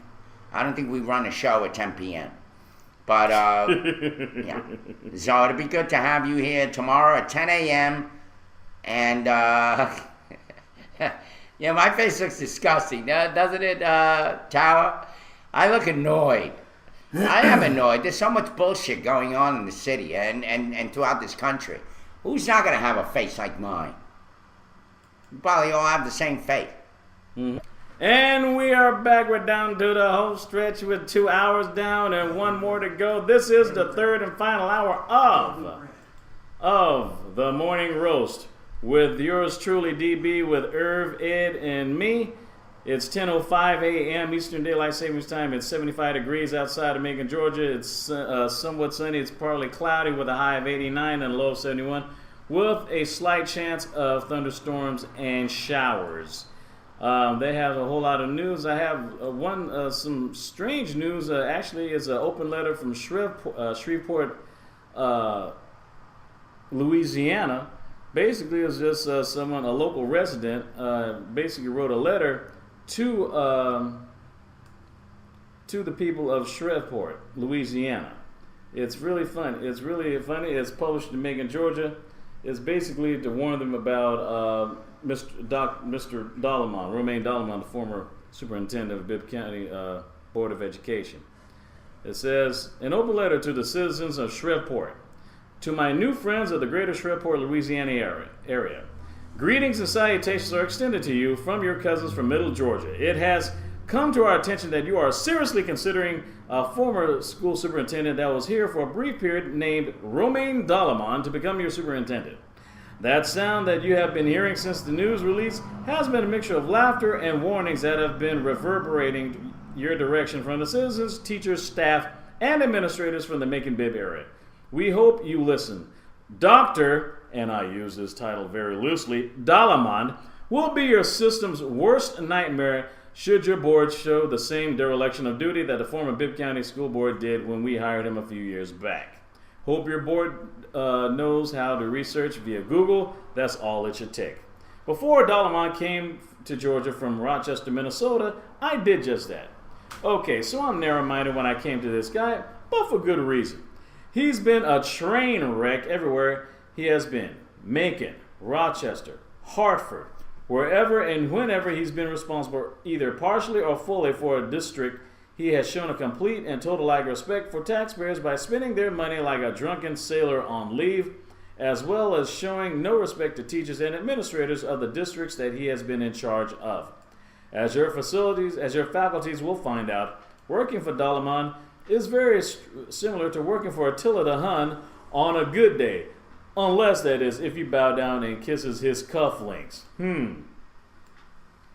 And wow. While you're kissing the links, please make sure that you read his entire name has just embroidered on his tailor-made shirts. Yes, I said entire name, not just the initials. Can you say narcissist? Jeez. Get to know that word very well, as you'll be all using it in every conversation about him, and by the end of the first week with you. Please, good people of Shreveport, keep in mind the huge favor you will be doing the taxpayers of Macon-Bibb by hiring this guy, as we will not have to pay his Cobra payments anymore. Oh, that's right. You may not have heard that Dollamon caused so much havoc in our system that he was bought out of his contract for a mere bag of shells, a measly $350,000 plus. We have to pay his Cobra payments for his health insurance until he finds another school district to bamboozle of countless millions. As I mentioned, Macon Bibb was not his first victim. Please do your due diligence in Shreveport and not only Google Cheryl Correa of Rochester, Minnesota, the former Rochester employee who blew the whistle on him up there when he got his hands caught in the cookie jar, buying a $5,000 desk and hiding it off of school grounds, but call some of his former school board members there. Some will be more than willing to tell you about the way he led their district as well. Correa got a nice settlement after Dalaman left the Rochester system in a similar suit here in Macon Bibb. Please Google Ron Collier and we'll see why Mr. Collier thought it was the right thing to blow the whistle on the Dalaman. Before Rochester, he was employed in Hartford, Connecticut, such as a hit. The assistant superintendent, that was the actual superintendent, ended up barring Dalaman from his cabinet meetings because he found out that Dalaman was in cahoots with the mayor of Hartford in an effort to get Dalaman in the superintendent's job. I mean, I'm all for someone being goal-oriented and motivated for advancement, but seriously. Fast forward now to Bibb, where he built the system out of money by entering into a bogus agreement with a company called Wipro to do a retrofitting induction lighting that was not needed. Spent countless thousands by attending worthless conferences across the nation and in Belgium.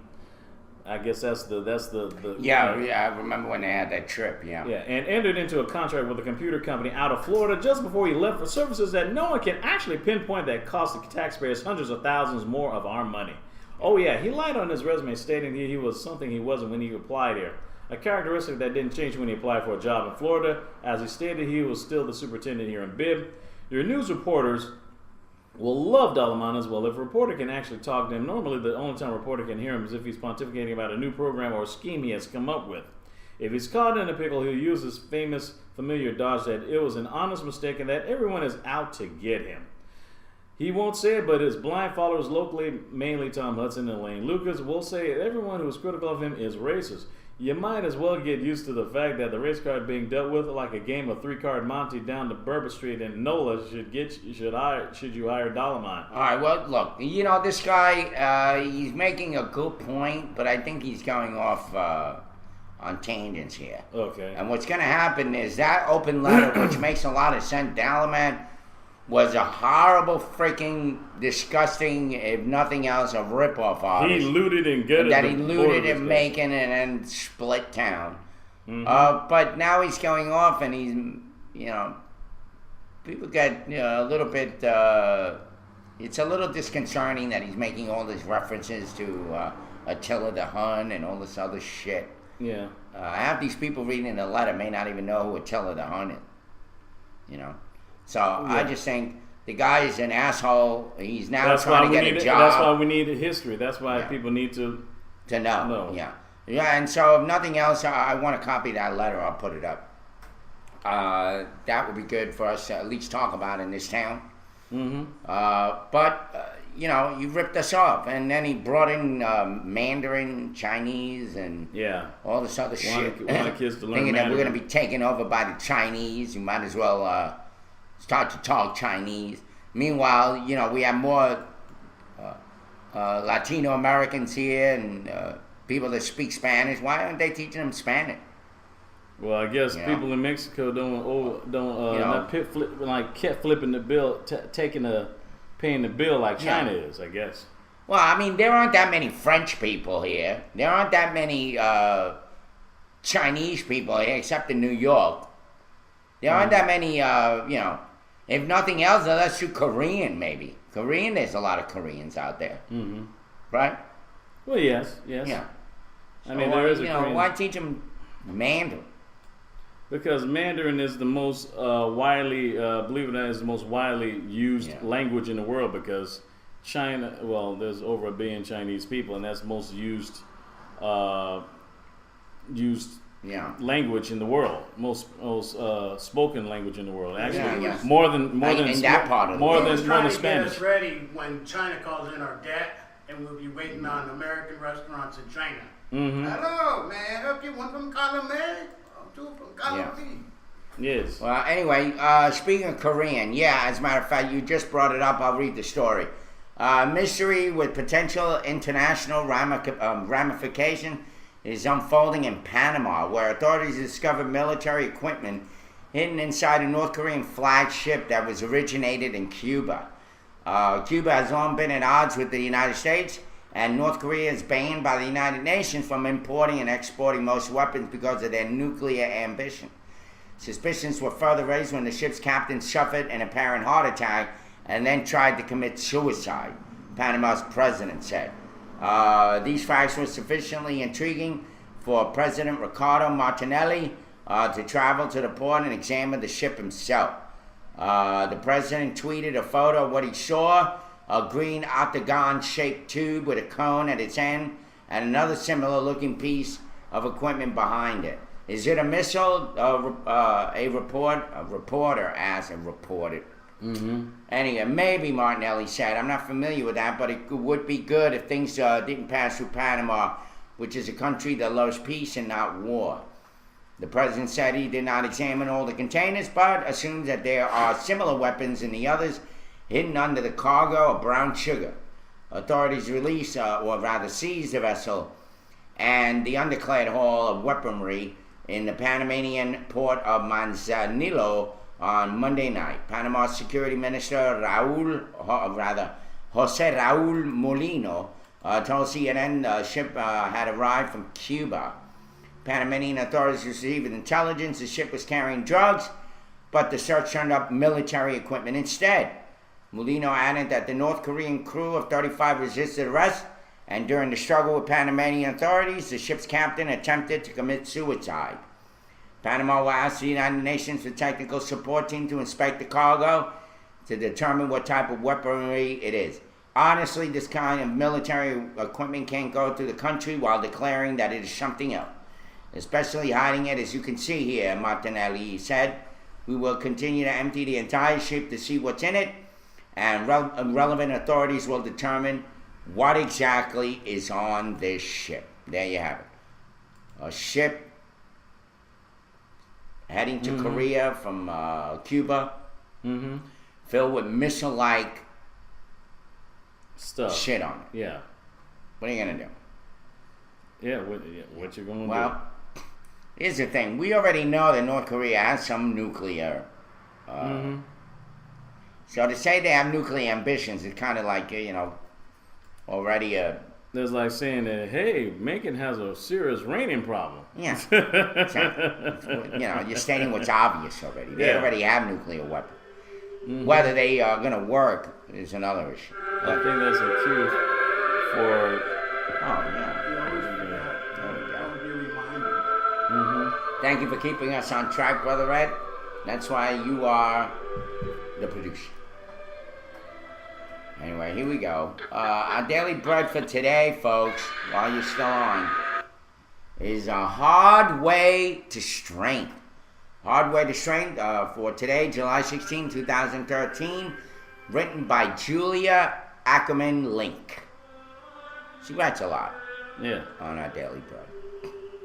Diamonds are beautiful and valuable gemstones, but their beginnings is common carbon, black, dirty, and combustible.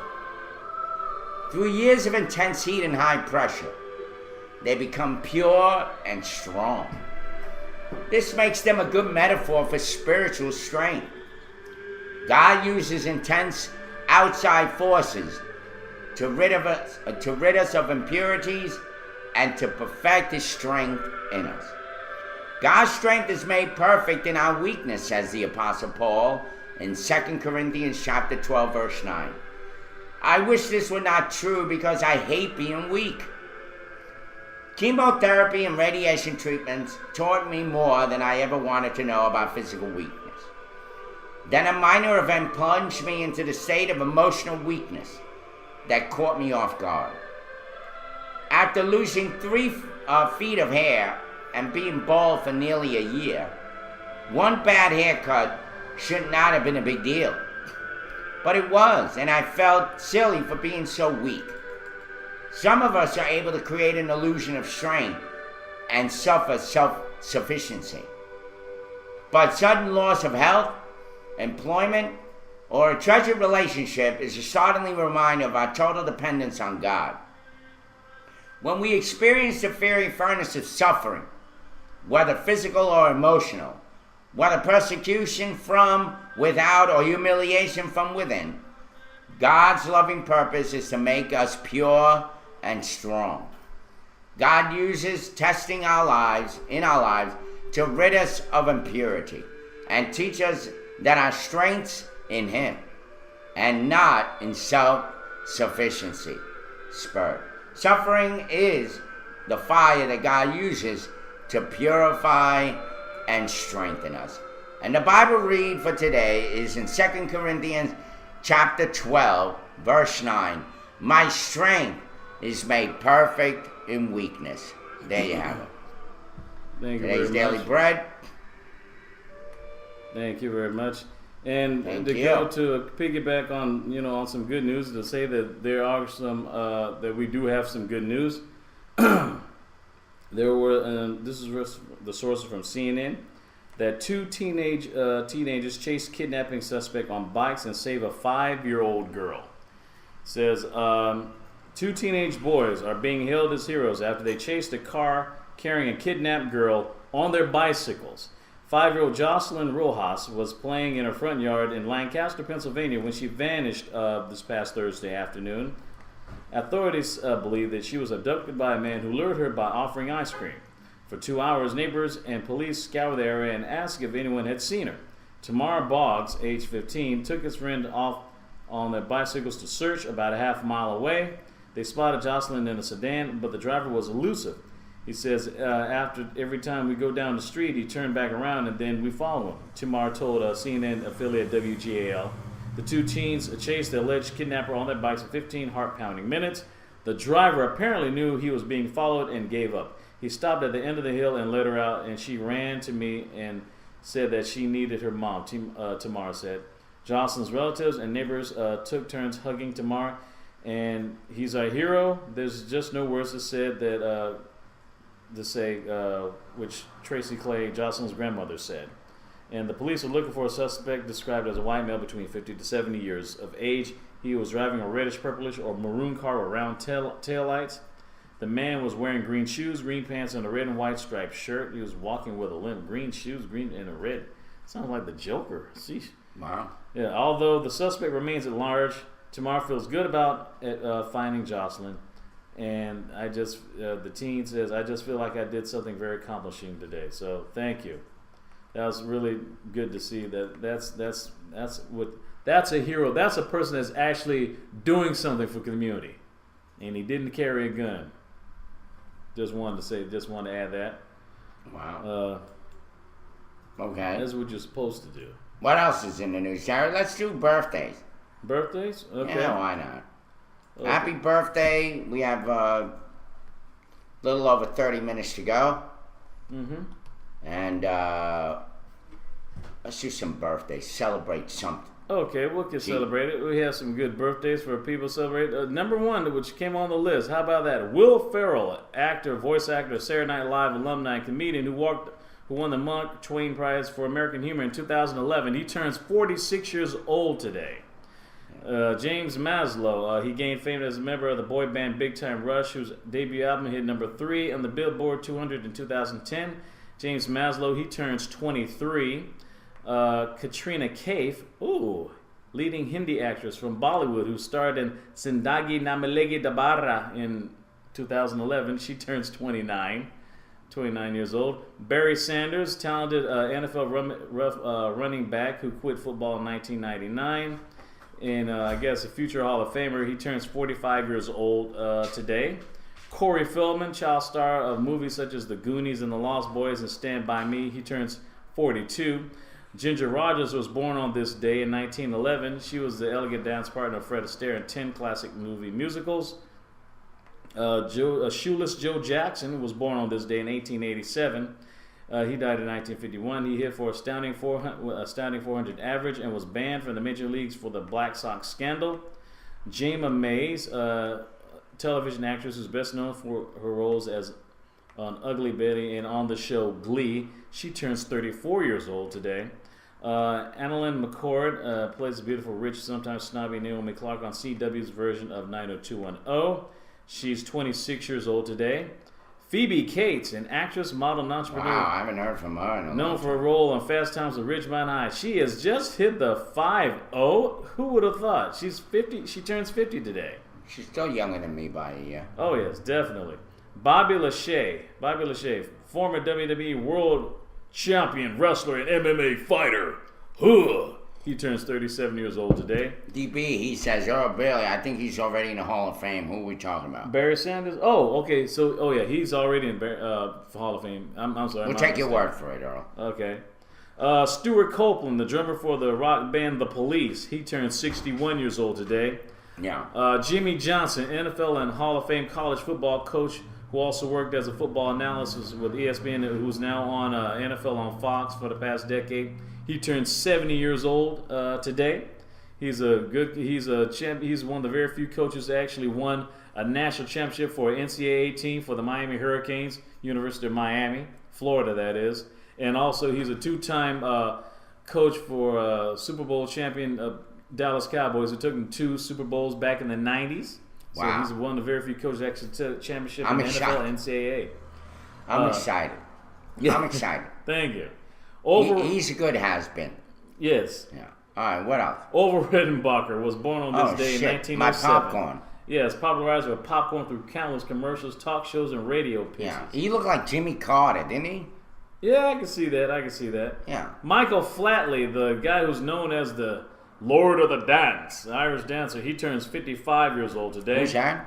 Michael Flatley. That name falls flat to me. I don't know. Yes.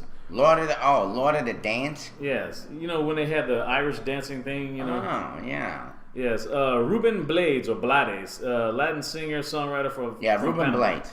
who infused jazz and salsa into his music. He turned 65 years old That today. guy is an incredible musician. I mean, if you ever hear his, you would probably know it because a lot of his music went kind of cross generation, and you would recognize some of his tunes. Of course, yeah. he never gets credit. Go ahead. Yeah, I've heard his music before. He's very good. Very He's good. also a great actor. He's been in a few movies. Oh, yeah. I think he was in Predator 2 and some other Yeah. movies as well. Yep, Predator 2.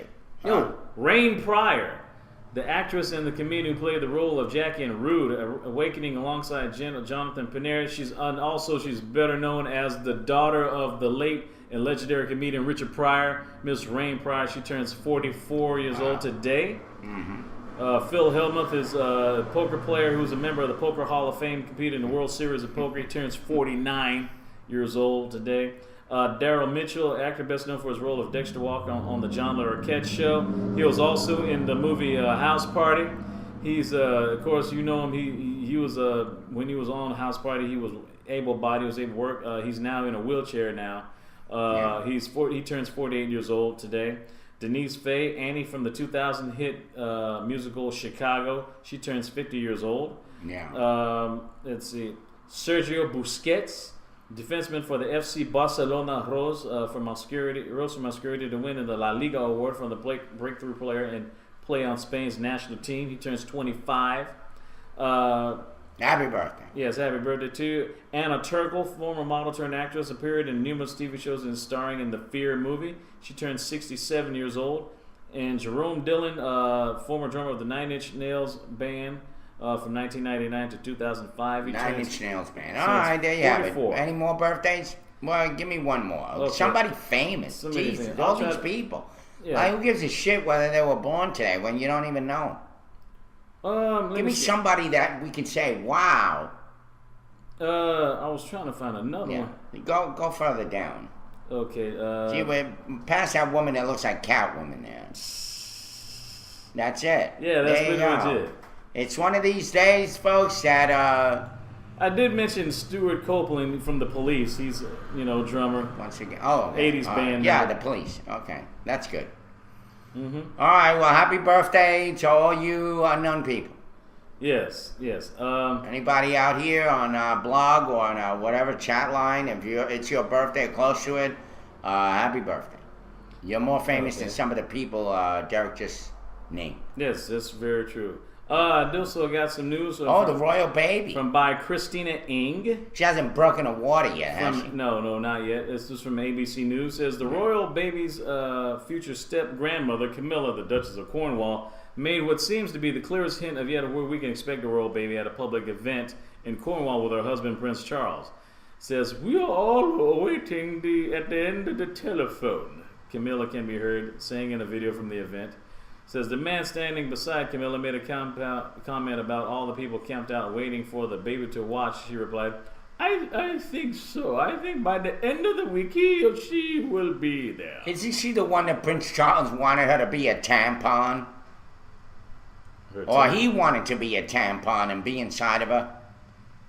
I guess This Camilla. Camilla Parker Bowles. Yes, that's the past lover that turned wife. Ugh. That Prince Such Charles a was cheating on when he was married to Princess Diana. I want to be a tampon inside of you. Yeah. That sounds like really romantic, doesn't it, folks? Camilla must have put some on Prince Charles because come on, you're married to a hot woman, you cheat on her with some. That's like somebody married to the Hugh Bradley Cooper, some that guy, and then have an affair with Flavor Flav. How does that work? I don't know. That's another ugly son of a bitch. Did you see him on that show with his wife, and they're trying to work things out? Mm-hmm. He's such a nutcase, that guy. Yeah, I mean that's what I'm saying. I mean, if he could find somebody, I know I could find somebody. Yeah. It has to be. Sheesh, has to be somebody on this walking the earth. Yeah. But they said that the prediction that the unborn child of Prince William and Princess Kate will be arriving sometime this week, maybe this weekend perhaps. Also, the news about, of course, we know about Corey Monteith, the guy who died in a Vancouver hotel room from Glee. He was 31 years old. There was also news that, which I didn't even know until later on yesterday before I went to Atlanta, is that he was actually engaged to his co-star, Leah Michele. Oh, no kidding. Well, everybody knew they were together, but have they found out what the hell happened to him? I mean, I don't know. I don't know. I bet you it was drugs. Possibly. Probably overdose. It's kind of messed up in a way that 31 years old. What is he going to die of? A heart attack? I mean, people do die of a heart attack. They usually, but most of it was usually drug-induced heart attack. Well, anyway. But it is kind of messed up in a way that he was made. Anyway, people are making comments on a tampon quote. But, I feel bad for that kid dying such a short life, 31 years old. Yeah, I really feel for some of his co-stars because, or at least particularly Leah Michele. I mean, especially if they were planning on getting married because they said they were engaged. I mean, that's some way to cancel an engagement.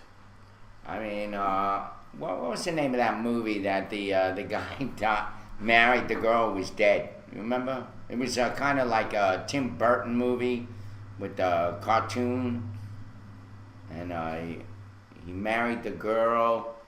Tower, you know the movie? Beetlejuice? No, not Beetlejuice. It was a cartoon, like. Oh, animated. Okay. Yeah, I wish I could remember that because he has some really good stuff. Tim Burton, he has really good stuff, both live action and animated as well. Wow. Supposedly this new one's supposed to be without him, right? Or something. That's the whole. What are you gonna do? See, I read All right. Well, what else is in the news, Derek? Well, as you still know. lagging. Actually, Randy Travis is actually getting Corpse better. Bride. Thank you. Mm-hmm. Thank you, Ty. I knew you'd know it. Yeah, Corpse Bride. Yeah. There you go. Corpse Bride. Okay, that's what it is. Okay. Yep, that's what it was. Yep, Corpse Bride. Never mind. Anyway, well, of course, we heard that Nelson Mandela is actually getting better. He's not gonna die anytime soon. They No, want to no. bury him before he's dead. You're right. And also, I have some other updates about Randy Travis. He has Oh, He great. was awakened interacting with his family on Friends yesterday as he recovers from surgery following a stroke. I'm gonna love you forever and ever. Amen. In Mayan. In a news release and video from the Texas hospital where 54-year-old singer Mr. Randy Travis is recovering, doctor says Travis remains in critical condition and on a ventilator, but is off of a heart pump and is breathing spontaneously. Yeah. His breathing support is gradually being reduced, and he has begun the early stages of physical therapy. Mark Very Davis, Travis's fiance, thanked the singer's friends and fans for their prayer and support. Says Travis will stay at the hospital, Heart Hospital Baylor Plano, for 2 to 3 more weeks before being transferred somewhere else to undergo aggressive physical therapy. Doctors say it will take months to recover from the stroke, but scan shows the swelling in his brain is subsiding following surgery, and he is making good progress in his recovery. I feel bad for him because he's in a hospital, and let me tell you something. I've been in a hospital. I was in the hospital, as you remember, while you held up the you held up the show during the time I was gone. And let me just say this: it's not easy being in a hospital. You almost feel like they torture the shit out of you, and that way you gain some kind of resistance to them poking you and waking you up in the middle of the night 10 times a night. And somehow they make you sicker so that you can get better. That's how I feel. So I used to tell the nurse, you people are going to kill me, and before you get to, I get to die, you're going to try to resurrect me. It feels like they come into your room 20 times a night. What you need is rest. Leave me the hell alone. Stop poking me with freaking needles and drawing my blood every 2 hours. Taking my temperature and all that shit. All I need is a little bit of sleep. That'll help. Anyway. Yes. Yeah. Poor Randy. Got to deal with all that shit. Yeah. Okay. Oh, Let me yeah, see. thank you too much. Yeah. I was just just wanted to get in. Yeah, he did do briefly. a great job. Thank you. I wanted to get into some sports, just sport. I mean, it's mostly going to be mostly just baseball because There's nothing else out there. yeah, because the All-Star game is going to be on tonight on Fox. It's basically the American League versus the best of the best players in the American League versus the best of the best players on the National League, and they're going to be playing tonight at 8 o'clock on Fox. And basically, whoever wins the All-Star game will have home field advantage when they, whichever team from the league goes to the World Series. So if the American League wins, whoever wins the pennant from the American League has the home field advantage when they in the first 2 games of the World Series. Yeah. Well, there we go. World Series is already being on the mind. No, I was a good patient, Rocco. Yes. I was a good patient. During the day before. Oh, shit. Look at that. Wow. Damn, that head looks Two-Face. crooked. Yeah. That is not a very good picture of you, Derek. No, it's not. No, not really. But Yoenis Cespedes made his mark on the All-Star game. It's not even on the roster. Actually, the Oakland second-year slugger won baseball's home run derby, which is, yesterday. And, like the All-Star game that they have on NBA, they have a slam dunking contest, in the NBA. This, in the day before the All-Star game, they have, little contests. They have, like, home run derbies with a dazzling. Yeah. Well, Trying Oakland, to warm people up. Is yeah, that Mr. it? Cespedes becoming the first player left out of the Midsummer Classic to take home the crown. Cespedes beat Bryce Harper 9-8 in the final round at the reconfigured Citi Field, hitting the decisive drive with 5 swings to spare. The outfielder from Cuba flipped his bat aside and raised his left arm in triumph after he set his 32nd homer of the night, some 455 feet to center field, where it caromed off the back wall of the black batter's eye. He was swarmed by the American League All-Stars near the third base line. And the final addition to the field, Cespedes was the 4th player not selected for the All-Star game to compete in the event. Ew. They like it. They do. Ew. Yeah. There's BB. I love Speaking it. of which, Believe me, flattery will get you nowhere. Anyway, Yeah. but it's funny as hell. All right, go Yeah, ahead. baby. yes, Yeah, definitely, baby. By the way, I would buy that bathing suit. Really? Why not? I Shit. don't know. It Look seems, different. It seems kind of Be different. uncomfortable. Yeah, well, You know, all that What? junk. I mean, I like that. That has that look to it, where it shows the hair on the chest and all that shit. Because that's actually what Like the my way it body. wraps around your balls? It literally, that is what my body almost looks like. How you get that? It's about 80% there. Anyway, go Got ahead. nightmares. What else, Derek? What else do we have? Yeah. Oh, we have trending, right? Yeah, we are training. Unless we have the other shit. I did have a question which a lot of people want to talk about, those who know about baseball. Like Chris Davis is chasing the single home run record. But the question is it 61, which was set by Roger Maris, or is it Barry Bonds' 73? The response was almost unanimous, 73. Roger, even though despite the fact that Barry Bonds was on steroids when he hit those 73 home runs in one season, it says from two-time home run champion Jose Bautista to slugger Prince Fielder to Davis's friend and teammate Adam Jones, 14 players said no matter Bonds' ties to performance-enhancing drugs, the record is his. Only one person, Tampa Bay's Rays second baseman Ben Zobrist, said he would consider 61 the record. Prince Fielder, as you know, He's probably on drugs when he did it. yeah. Bonds broke the 3-year record of 70 set by Mark McGwire, who admitted to using playment enhancement There you drugs. go. The only player to top 61 was Sammy Sosa, reportedly failed a drug test during the 2003 season. So Davis' spectacular season has renewed the debate, that one that's not altogether new. Back at 61, when Morris hit 61, the debate was whether it deserved an asterisk because he needed 162 games to beat Babe Ruth records of 60 home runs in 154 games. So that's a crutch. But you know what? They should wipe out all those games because all those guys were on drugs. I don't give a shit. That's cheating. To my Roger Maris? Yeah, Back in not Roger Maris. I'm talking about this Barry Bonds, all these guys that are Sammy breaking Sosa records. and Mark Sammy McGwire. Sosa, all those guys need to be wiped off the map like they did with Pete Rose. Pete Rose didn't do 1/3 of the bad that these guys did. All he did was gamble. I mean, True. what's the big deal about that? And they booted him out of baseball for life. And these guys, Sammy Sosa and Barry Bonds, and who was the other guys that were all involved in this stuff? Mark McGwire. Mark McGwire, and now they're looking at A-Rod and Jose Canseco. Kansenko, whatever his name. Roger Maris. Chekensenko, whatever. Yeah. All these idiots. They all ought to be banned from baseball.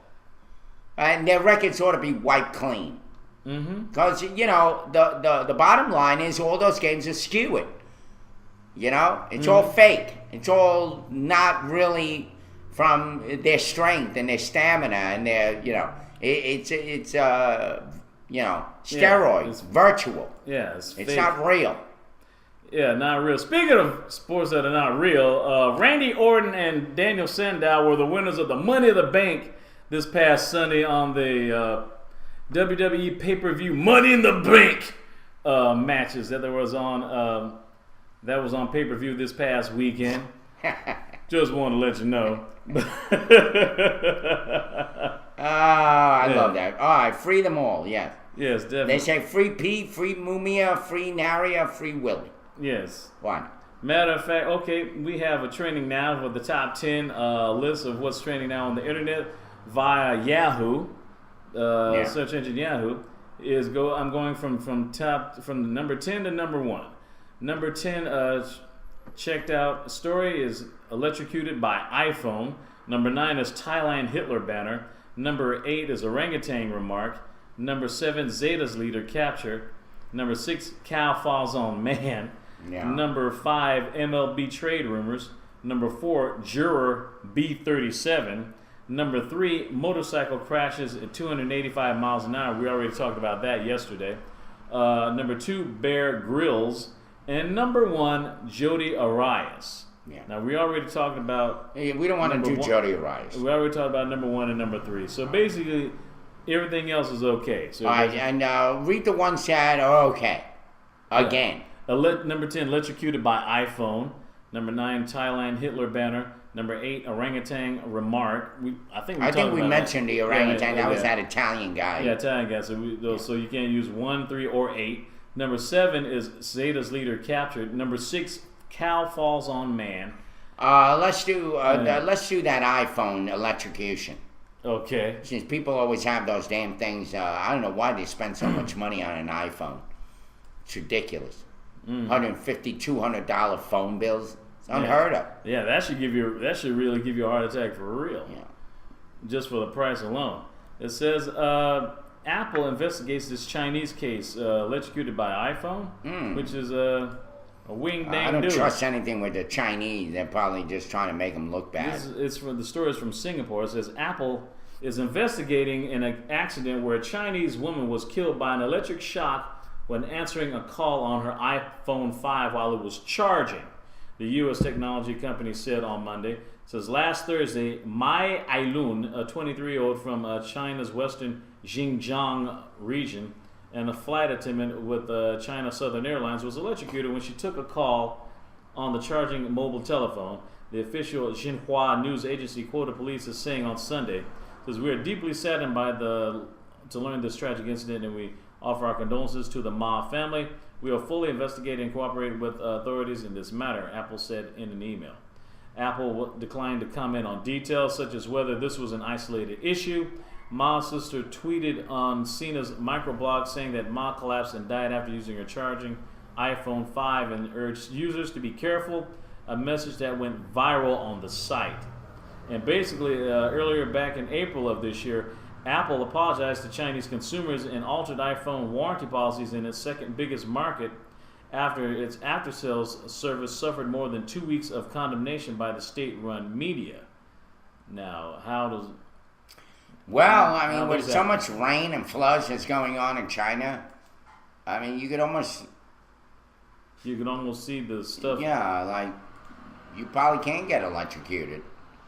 And all that damp air and having it plugged in.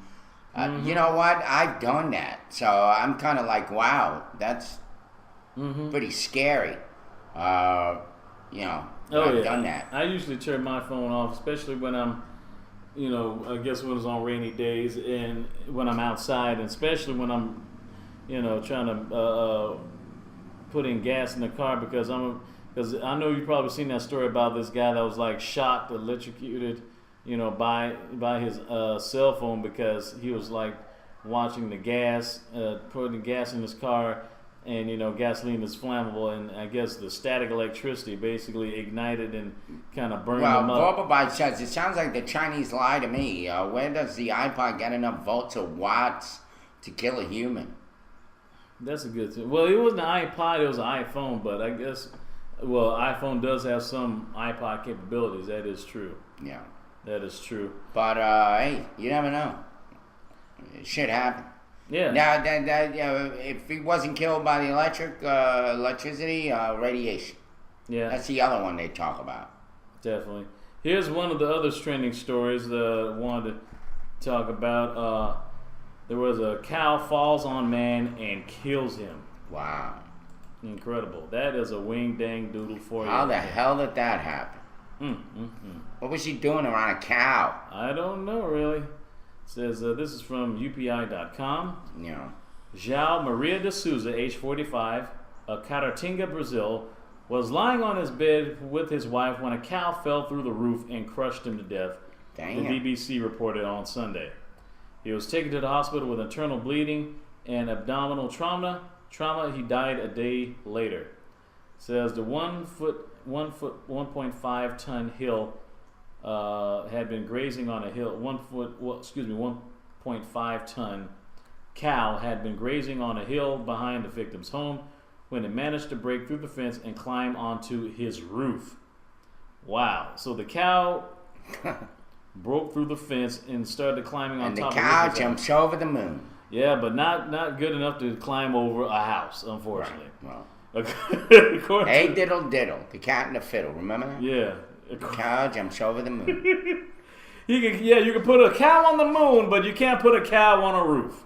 How about that? Wow. See that? What the hell? According to the Daily Mirror, D'Souza waited for hours for treatment at the local hospital. It says, being crushed by a cow is the last way you expect to leave this earth, his brother-in-law told a local newspaper. But in my view, it wasn't the cow that killed Arjau. It was the unacceptable time he spent waiting to be examined. Believe it or not, 2 other cows have fallen through roofs near D'Souza in the last 3 years. There were no casualties in either case. Woo! Wow. Talk about cow. Wow, cow. Talking How about now, brown cow. how's the root? Yeah, where's the beef? How the beef? How did it go? Where did it go? Talk about it. Well, Anyway. we also have some word origins. Oh, let's do that. Yes, and somehow this is kind of strange. Today is word origin, which I've been very familiar with for the past 2 days. Is called Adobe. Adobe. Yes, Adobe. I guess named after the software. That's Yeah, what I was maybe. reading my script for yesterday. Adobe is of Egyptian origin from the time of the pharaohs. It comes from the Coptic tobe, T-O-B-E, brick. The form TB appears in hieroglyphs. This was borrowed into Arabic, where the addition of the definitive article al produced al-tob, the brick, A-T-T-O-B. From Arabic, it passed into Spanish. See, the corridor through which so many Arabic words reached other European languages, like ojalá que, is like, You my love God. those accents, don't you? Well, yes. You want to be a Latin lover, don't you? Well, international. level. Yeah, international. I know what. Yes. In European languages, and it's used by the Spanish-speaking population of North America for a sun-dried brick, adobe, led to its adoption into English in the mid-18th century. Which, speaking of adobe, I was learning my, I want to get his autograph. oh yeah, He's cool. I was learning my lines for Goodwood, as you know, which was a good movie. Morning wood. Yeah. Yeah. Speaking, Longwood, yeah. Yeah, which was really because I had to be there at 9 o'clock, so I drove, left my place around like 6:15. I just got there around 8:45, 8:45, just made it up there, and we filmed the thing, and we just finished filming like around 12:30, around 1:30. I didn't get home till like a little after 3 a.m., 3 in the morning. That's why I was so outwinded, so lethargic earlier this morning at the beginning of the show, because I just woke up at 7:45 to give a call to Irvin there that I was coming in here today. Wow. Yeah. Well, thank you too much for that wonderful little nursery rhyme there. Mm-hmm. Says, old Mother Hubbard went to the cupboard to get her dog Rover some bread.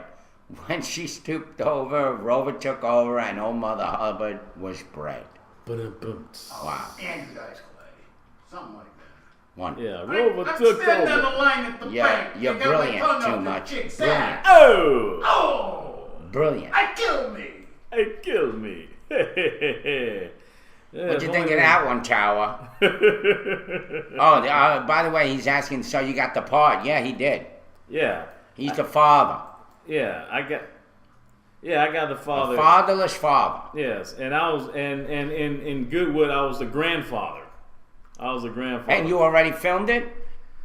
For the commercial, no. I'm still getting called on that, but I did film my part in Goodwood, where I didn't play I auditioned for the father in that particular movie, but since they already picked like I said, they picked the buff guy who was bald, who played the father, and they found a guy who looked like, who was a younger version of him, just slightly built, but still buff and bald. They got them to play the father and son. They had me playing the grandfather, which, when I was, basically a flashback. What kind of a...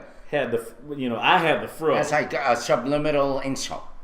You went from the father to the grandfather? Yeah, but they got the goodwill from me for my character, so I passed it down. There you go. Congratulations, Passed it down. Tara London. Thank you, man. Thank you. Anyway. Also, we also have Who Said It First, and today's Who said it first? Yes. Who said it first? Who said this phrase, arm candy?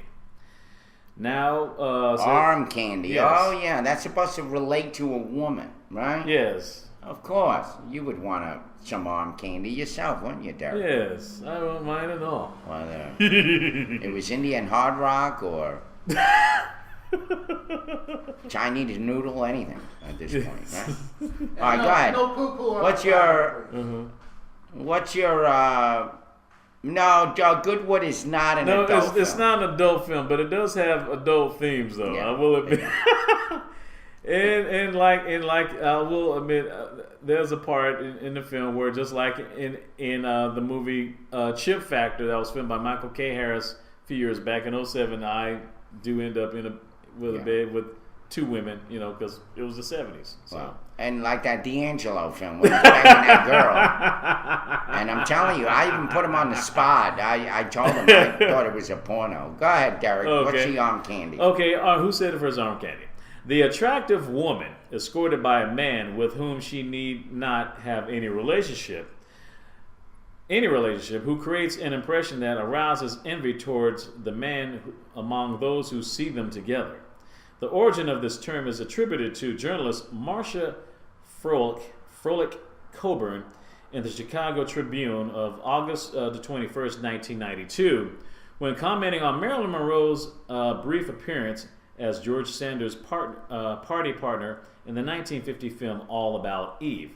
Later, the term achieved gender equity and may refer to a good-looking man partnering a woman. See also ear candy. Both terms are related to eye candy, which surfaced into the mid-1980s and went into overdrive when Baywatch started on television. Baywatch started on television in 1989. The show Baywatch. It was a typo. Eminent British entomologist John Ato, who actually coincidentally is the author of Word Origins, observes that eye, ear, and arm candy may have developed into the 1930s slang for cocaine, nose candy. Very interesting. You went from eyes, ears, and now nose candy. See? Well, That's why. nose candy. That's why. Yeah, nose candy. That's why you gotta. Is that what the earrings are now? Now they supplement it with those earrings and make girls look terrible. I hate that. I know. And then when they Well, I get don't that know- earring off, they wind up with this little scar on their nose. Well, that's the thing. Can't help but stare at them. Yeah, I don't think that's nose candy. That's just straight up piercing. I mean, personally, I don't know why you want to pierce your nose. I mean, because if you get a cold, it's gonna get stuck there for a long time. Yeah, Just it gonna- must feel like boogers in there all the time, Yeah, you gotta pick at it. But nose candy, see, you gotta watch out for that booger sugar. Yeah. Mess you up every time. By the way, Michelle Stacy, we got two of you on here. What the hell is that all about? We got Michelle Stacy 61 and Michelle Stacy. Which one are you? Are you double-minded? What you got a twin or something? On my laptop. Okay. Oh, okay. All right. Well, okay, that's good to know. It's a troll. I am. Control the troll. Yes. All right. Well, one last. We got 4 minutes. Yes, I'm trying to find something about. Let's close out. Yeah, let's close out. Here we go. Let's trying to see if I find can some- find some. I was trying to find Zeta Leader. Well, yeah, I was trying. Yeah, really. By the way, addiction. How's that? The disease that lies. Mm-hmm. You see, now they're starting to call like addiction a disease. Is it really a disease, or is it just more like a mental illness? Don't Want to you see think? Irv laugh? Okay.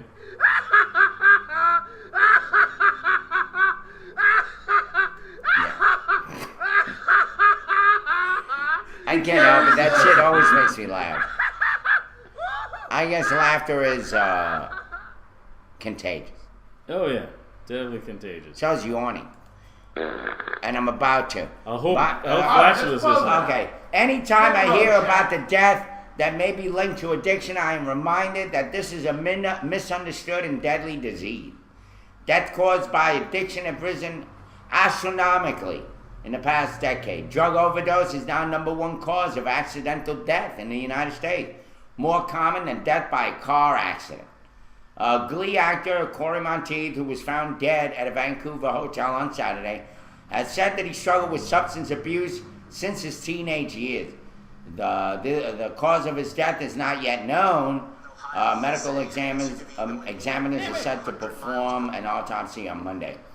Whenever someone with addiction dies, I grieve the lost potential and the wonder about the limitations of our ability to address this situation, this cunning and baffling and powerful disease. I'm also humbled by my own experience of addiction, recovery, and grateful for the help I received. It seems nearly impossible to believe that people with addiction will continue to use drugs and alcohol to the point of death. But that is what people with addiction do. They deny both the consequences and the risks of using. As we continue to learn more about addiction, we're understanding more about why addicted people behave the way they do, but that's little solace for friends and family. Then it says, addiction is a brain disease, you see? Mm-hmm. Well, it does alter, the toxins, alcohol does alternates all the brain functions, right? Yeah. As well as getting to the bloodstream, Yeah, well, it involves,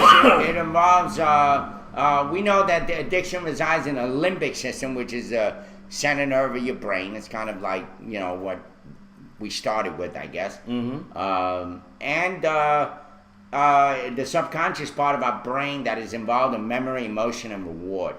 Mm-hmm. And so, those are the drugs are designed to stimulate all of those things. Mm-hmm. And it produces more of that and more of those chemicals to be released. And what happens is that when you're off the drugs, those chemicals are now like, when you get a sugar craving, right? Your brain is craving that shit. Yeah.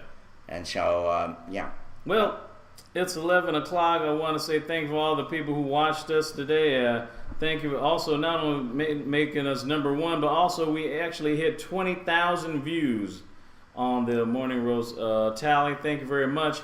Want to give a shout out to all of our guests right now. C. Fluke, Earl Big Skillet, Rosalind Nicole, thank you very much for coming. ATT. Thank you, AT, for mentioning that. Boo Boo 777. Jay Close to You. Jason Bourne, Johnny Kitten 5533, Manny, Michelle Stacy, Misty Jugs, Nature, Rocco, Too Much, X-Ray Dog, Zappa 1, Eddie Lee, Hamburger Tea, Kettle Corn, and Tower London. Thank you very much for watching us. We'll be back hopefully for Wacky Wednesday, Hump Day, Camel Day, whichever you want to call it, for July 17th.